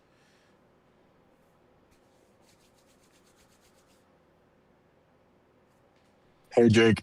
What's up? What's up? So I was in here probably 2 weeks ago. Okay. Maybe 3. Okay. And I'm just asking, what can I do to be successful? The Successful at what? The last thing, joining the military. Okay. So just what do you want to do? Well, I told you main thing I wanted to do was change my life, and I always wanted to join the military. And then last time I was in here. How old are you? Are you the 36-year-old dude? The old dude? 27. 27. Okay, so let me ask you a question. Did you talk to Staff Sergeant Shell? I have not, no. Did I tell you to talk to Staff Sergeant Shell last time? No, last time you kicked me off because you said I'm too stupid, and I'm going to be, if I keep acting stupid, you're going to call me the new Mike. Okay, good. I like that. Give me some context to motherfuck you right now. What is your question? Yeah. So I denied the Army's job that they offered for the 68 you that whiskey. dude! You that dude! I am. Okay, so let me ask you this. I'm gonna try to be nice to you. I'm gonna be trying to be nice to you, but I can be a fucking dick when you don't listen. Okay. Yes, now there's only 4 jobs available in the fucking Army. Okay. Would you like to be an infantryman? I think, well, last time you told me to take the 68 whiskey because you said not to do infantry because I'd be painting a bunch of rocks and sweeping. And here we are. Here we are, Yep. Mr. 27-year-old. Do dumb shit, win dumb fucking prizes. Correct? Yes, sir. Now you turn down some fucking job, and now the only chance you have is to paint fucking rocks. So how bad is the situation you're in? Are you willing to go paint rocks for a living? Well, can I tell you what I kind of after we said I bitched out of signing the Army's and I told you I was talking to the Navy. Okay. They got me to sign an SECF contract. What's that? Submarines. Oh shit! All right, brother. Well, are you gonna sign? Are you gonna go? Well, so this is the thing. I was going to the gym, and my old Army recruiter actually met me there, and I just told him, I was like, I didn't want to be a bitch. So I was like, if I don't sign anything, I didn't want to, just keep restricting myself. And I kind of took what you said to heart, and I was like, man, if I need to sign something or do something. But because right now I'm in DEP. For Navy. When are you leaving? June 30th is when the contract states. Listen. I'm gonna help you out. It's May 13th. Okay. I know for a fact you have 44 days until you leave. I know that because I got somebody going to West Point on the 28th, and yesterday it was fucking 47 days. Okay. Here's what I'm gonna tell you, Mr. Fucking Genius. Go in the Navy, go to Nuke Power School, and don't look back. Okay? Stop fucking playing fucking footsies with the Army recruiter in the gym and go. Same shit I told you fucking last time you were on here, got thrown the fuck off. Okay? Mm-hmm. You want the fucking lottery ticket, and there's no lottery ticket in life. Okay? Go in the Navy, go do your contract, keep your head up. Stop being fucking stupid. Okay? Because I know this. 2 of these jobs are paint rock jobs that are left. Okay? Mm-hmm. Are you gonna wait until August when the jobs for next year open up? Because I know if you wait till August, you'll wait until next year, and fucking 3 years from now you'll be 30 and you'll still be in the same dumbass position you're in right now. Because you're the one that says you need to change your life, correct? Yes, sir. Okay, so here's what I'm going to tell you. If you don't change anything, nothing in your fucking stupid ass life is going to change. Does that make sense? Yes, sir. Okay, but I know this. You can't make a bad decision going in the military. That's why I told you to take that dumbass job they gave you last time. Because it ain't going to be like, I don't care about the job so much. It's going to get you out of your environment. It's going to put you into the military. You're going to be in a great structured environment. You will be able to fix whatever fucking issues you have. Or you may actually like the military, just stay the fuck in and party out. Okay? Okay. The mask, one more question. Go ahead, man. I got the hammer. I'm ready for you, man. I'm fucking gonna hit you right on the fucking head. Go ahead. So I was working a desk job basically before, and the big motivation was not fucking sitting down inside.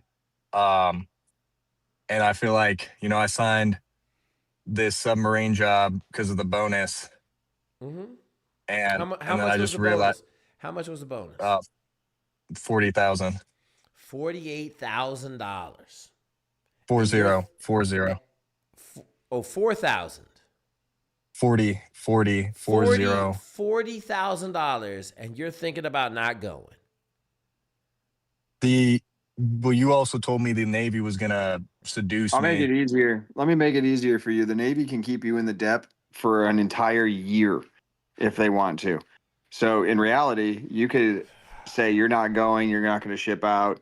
And if they wanted to, they could hold your contract for an entire year. And if they really wanted to. So again, go to the damn Navy. You signed a contract. Whoever you sign a contract with, go. Okay. It's okay. Listen. Let me tell you something.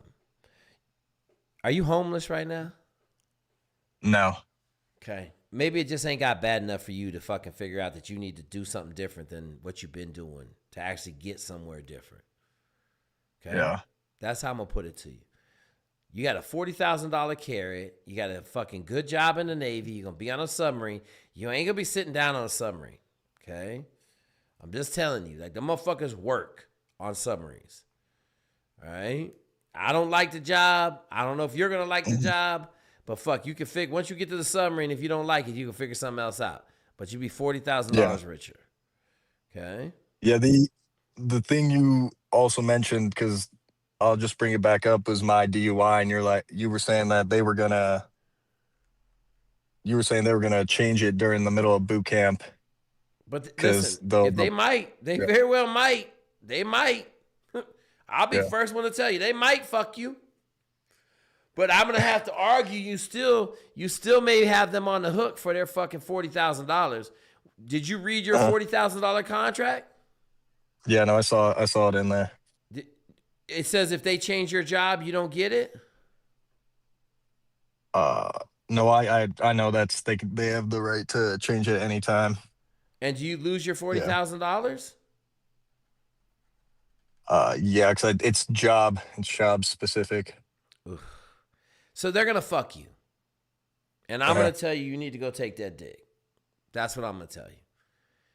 I'm just gonna tell you. You come back and tell us, call us after boot camp and tell us if they change your job because you couldn't get a clearance because you have a DUI. It'll be close. It's probably 70-30 they change your job when you get to boot camp. That would be my guess. Okay? Mm-hmm. But here's what I'm going to tell you. It's May 13th. You have 44 days until you leave. Don't change anything. Leave and get on with your life. Okay? Yeah. All right, cool. Call us when you get done with boot camp. You come back on here. I don't know what your fucking name is, but it's going to be fucking Mike from here on out. Okay? All right. But you don't have to be Mike if you just fucking take some action and make a change. Okay? Yes, sir. All right, brother. All right. Thank you. Yeah. How we got more people with hands up, man? This shit is crazy tonight. Why we skipped a couple weeks and shit. All right, let's go. Let's bang these questions. We're going turbo. I want to go to bed. It's 9:45. Jake, can you hear me? Yeah, what you got? I had a question about the SF-86 and about previous drug use. So I never got charged. Hang on. Did you get arrested for drug use? No. Okay. Did you get charged with drug use? No. Okay, then don't say a fucking word about drug use. What kind of drugs were you on? What were you doing? So I was prescribed medication at one point. I've been off meds. Hang on. Yeah. That's not drug use. That's fucking prescription medication, motherfucker. You can't, like, did you turn in your fucking block form? Block form? No. So if you go up in the resources at the top of this channel, there's a letter you can send to your health department, your health system, that will not allow them to pull your information in Genesis. What medication were you on? I was on Adderall, Vyvanse, Invega. What's it? Is it all for fucking ADHD? For the most part, some other stuff. I mean, it's all been pulled through Genesis. I've been through MEPS. Oh, it's already been pulled. What's your question? Yeah. What's your question? My question is about drug use. Like, it's not prescription. So. Hey, man, listen. Non-prescription, real fucking drugs like heroin, cocaine, and fucking shit like that? Or like no heroin. Opioid pills? Psychedelics. And oh, no. Absolutely not. No, do not say a single fucking thing about no psychedelics, no mushrooms. Do not put that on your SF-86. I don't give a fuck who you are. Okay. Because I haven't submitted my 86 form. Do not fucking say anything about drug use, period. Yes. Okay? Yes. Okay. What about like ground weed? That would even? Can I ask you a question? Yes. What part of no drug use did you not fucking understand? I understand. Okay. Are you in a state where weed is legal? Yes. It doesn't fucking matter to the military. It's not legal. Okay? All right. So no, do not put fucking weed on your goddamn list. Okay? All right. That goes for everybody. Do not rat on yourself if the shit is stupid. Okay? Period. All right. You good? All right. I'm good. Thank you. All right. Next question. Hey, man, get ready with these questions, because if not, I'm shutting this down. Crackbone, whoever else is in here. Y'all, what's your questions? Jordan. Real quick. Who's up? Is Jordan up? I don't know. Go ahead, brother. Go ahead. Yeah, so real quick, no question. I just want to share a quick story. Sergeant Collins I've been working with him. Came on the Discord, talked to Shell. He sent me to Collins and the OCS. I was that dumbass, that eventually went with a local recruiter. 6 months down the road. Wait, we already told you. We already told your story, bruh. And then now you back with Collins? Yeah, I'm back with Collins. Yup. Collins already told your story. He already told your dumbass story. Okay. No, I just in the middle of the live, motherfucker. In the middle of the live, he said this idiot left me and went to another recruiter, and the other recruiter lied to him, and now he's back. Listen, we're gonna make you fucking pay for that indiscretion. What's your name? Hey, understandable. Hey, have you sent that motherfucker a pizza for lunch? Have you bought him a box of donuts? I have not, but okay, why don't you get a shout out? Appreciate you, good people. Fuck your shout out, okay? We want donuts and pizza for lunch, okay? Find out what his address is and get that motherfucker a large pepperoni pizza from fucking Pizza Hut. I don't know if they got Pizza Hut up there in South Dakota. They kind of in BFE right now, okay? Deserves. I got you. Okay, come on, man. You can't be fucking, dog, you can't be jumping ship. I appreciate the shout out, but we told your story like 2 hours ago, bro. Yes, sir. All good. Okay. Are you going to stay with him this time, or are you going to fuck around again? Definitely going to stay with him. I'm already stalled out long enough. Yep. Good, because you know what? If you fuck around again, I'm going to ask for your address. I'm going to come visit you. I hear you. We don't fuck around on here. We just find ways to win. You know what I'm saying? Yes, sir. Okay. Commit, brother. Commit. Stay committed and fucking win. All right? I ruined your shout out because we not telling your story fucking twice, my dude. That's on me. I made him do that, Jake, because I wanted him to suffer a little bit. Go ahead. No, go ahead, Colin. Hey, young man, go ahead. No. If Collins wants you to tell your story, fuck it. Go ahead, tell your story, hombre. Go ahead. I mean, he touched on it. He No, go touched ahead. on it. You're good. No, he wants you to tell the story. Tell your dumbass story. We want the details too. I'm losing my shit right now.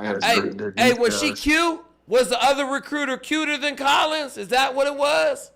Nah, it really wasn't that. It was just local, and I see her every day when I pick up my kid. Oh, she picking up her. her. It was like, it's on her. You get what I'm saying? So it was like, now we know what was really going on. So go ahead and tell the story. No, I got a wife. Nah. Hey, dog, listen, I got a wife. That shit, I got a wife. So what? Okay, fuck out of here. Go ahead. What you got? Go ahead and tell the story. But yeah, I mean, basically the rundown, just kind of getting the rundown. They'll make kind of all the, I guess, the excuses in the book. I guess it wasn't her, it was the higher ups that didn't want to accept the GPA. They kept saying, you need a 3.8, you need a 3.8. At least, that's what she said. And then, I mean, he told the story. It was really just basically to end the story is, y'all are good people and y'all want to see people succeed. It's not just, y'all are going to point us in the right direction, especially, within this life and military stuff. 100%. We're going to push you in the right direction in anywhere. You know what I'm saying? We got the fucking foster kid that we about to put through medical school. We don't give a shit. Long as you're trying to be great, we're going to help you get there now. You know what I'm saying? Yeah, definitely. But you got to have faith in the process, bro. You got to have faith in the process. That's what a lot of people don't understand, man. This shit ain't, we can't work a miracle overnight, man. I got a young lady that's going to West Point. Been working with her for 18 months now. She done been through every trial and tribulation you could possibly know in a man, and she's just starting on her greatness journey. She started her greatness journey in 45 days. Okay? Okay. Come on, man. Come on. Don't be flaking on us, bruh. Don't be flaking on us. I hear you. I'm on the Army PDF just to make things easy, if that makes sense on a physical standpoint. What do you want to do at OCS? What do you want to select? So top branches like signal, signal, AG, and then military intelligence. Okay, you be all right. Top. Yeah. We'll see. You'll get one of those first two. Hey, try to be. Listen, I'm gonna tell you this. You gotta be running like a 34-minute 5 mile, 35-minute 5 mile. Okay. My dudes that are getting infantry are running 32-minute 5 miles, but you ain't trying to be infantry. That's probably the hardest thing to get out of OCS.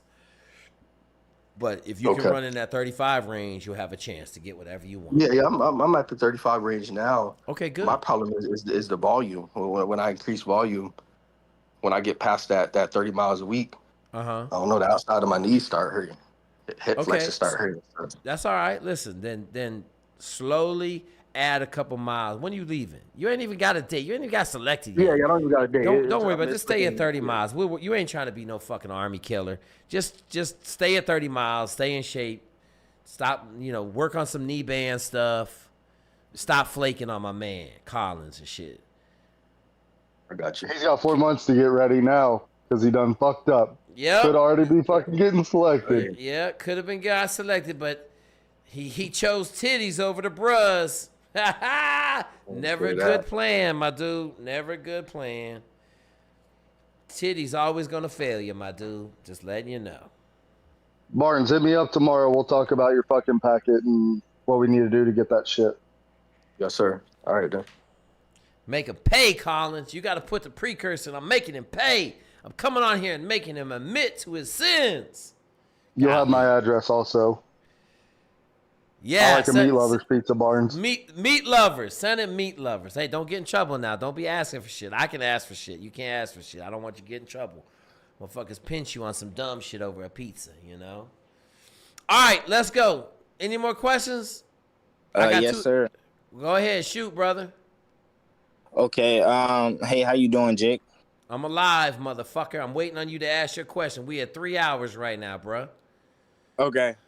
So basically, I plan on going infantry, and I may or may not probably may down the line in the middle of my career try for special operations, maybe. Okay. I like that. What's your question? Basically, my question is, I've been watching a lot of military podcasts and stuff like that. Okay. And I've been hearing a lot of dudes that were in special operations say that after service they went into contracting or private military contracting. Okay. And basically my question was as of 2026, is that still popular or is it still going on? As in like back in. Let me ask you a question. Okay. Okay. You ready for this? How new are you to this channel?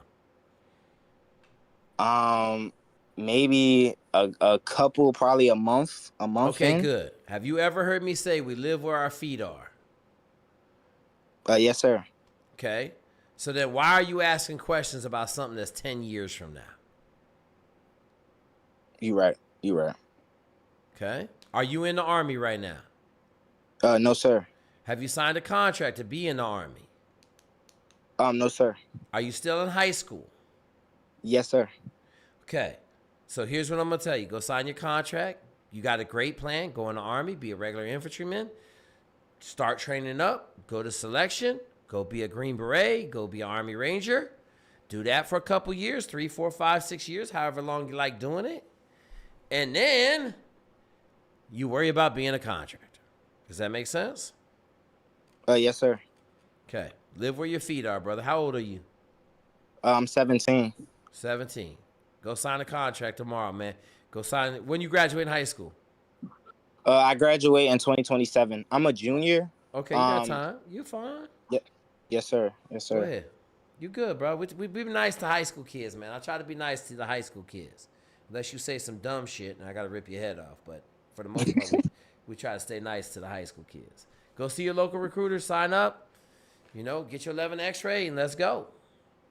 Okay. You going airborne, right? You going airborne? Yes, sir. Yes, sir. Okay, I want to make sure you ain't scared of jumping out of planes and shit. You know what I'm saying? Yes, sir. Okay. All right, let's go, brother. All right, thank you. Yep. All right, 2 more questions. I don't know if Crackbone's asking. Jordan already talked. That last dude talked. Okay. That's it, man. We ain't got no more questions. We good. Little 3-hour banger. Shout out to Staff Sergeant Collins.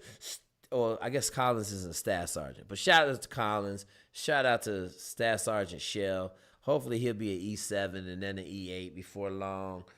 Other than that, man, I told you right now, get ready. We may have to go to the pockets to support my man Reese, but I don't think so. I think we'll be all right. Other than that, check out the app. It's right there. Don't ask me how I got them letters up there. It's been a week. Other than that, man, listen, if you're coming new to the channel, man, I encourage you to go watch some of the past videos. I encourage you to go listen to some of the playlists. It saves us from answering really fundamental kind of to our philosophy questions. I know we had some doubters on here about the program, whether the program works. I can tell you this, one of my guys in the Army that's killing it found my package on the officer in charge of selection's desk, and he kind of asked slyly about it, and the answer was, that motherfucker right there gets people ready for selection and to be successful. So I can only tell you we know what works. We ain't changed shit other than the beginning run program to incorporate a lot more rucking. Shout out to Jeff Nichols. That's my arch enemy and fucking love and kindness. So it's all good. All right, y'all, deuces. Shout out to everybody that's helping out. Harold, we used Harold today. Harold, I love you. Thanks for the input. Had to help me on some fucking top secret shit today.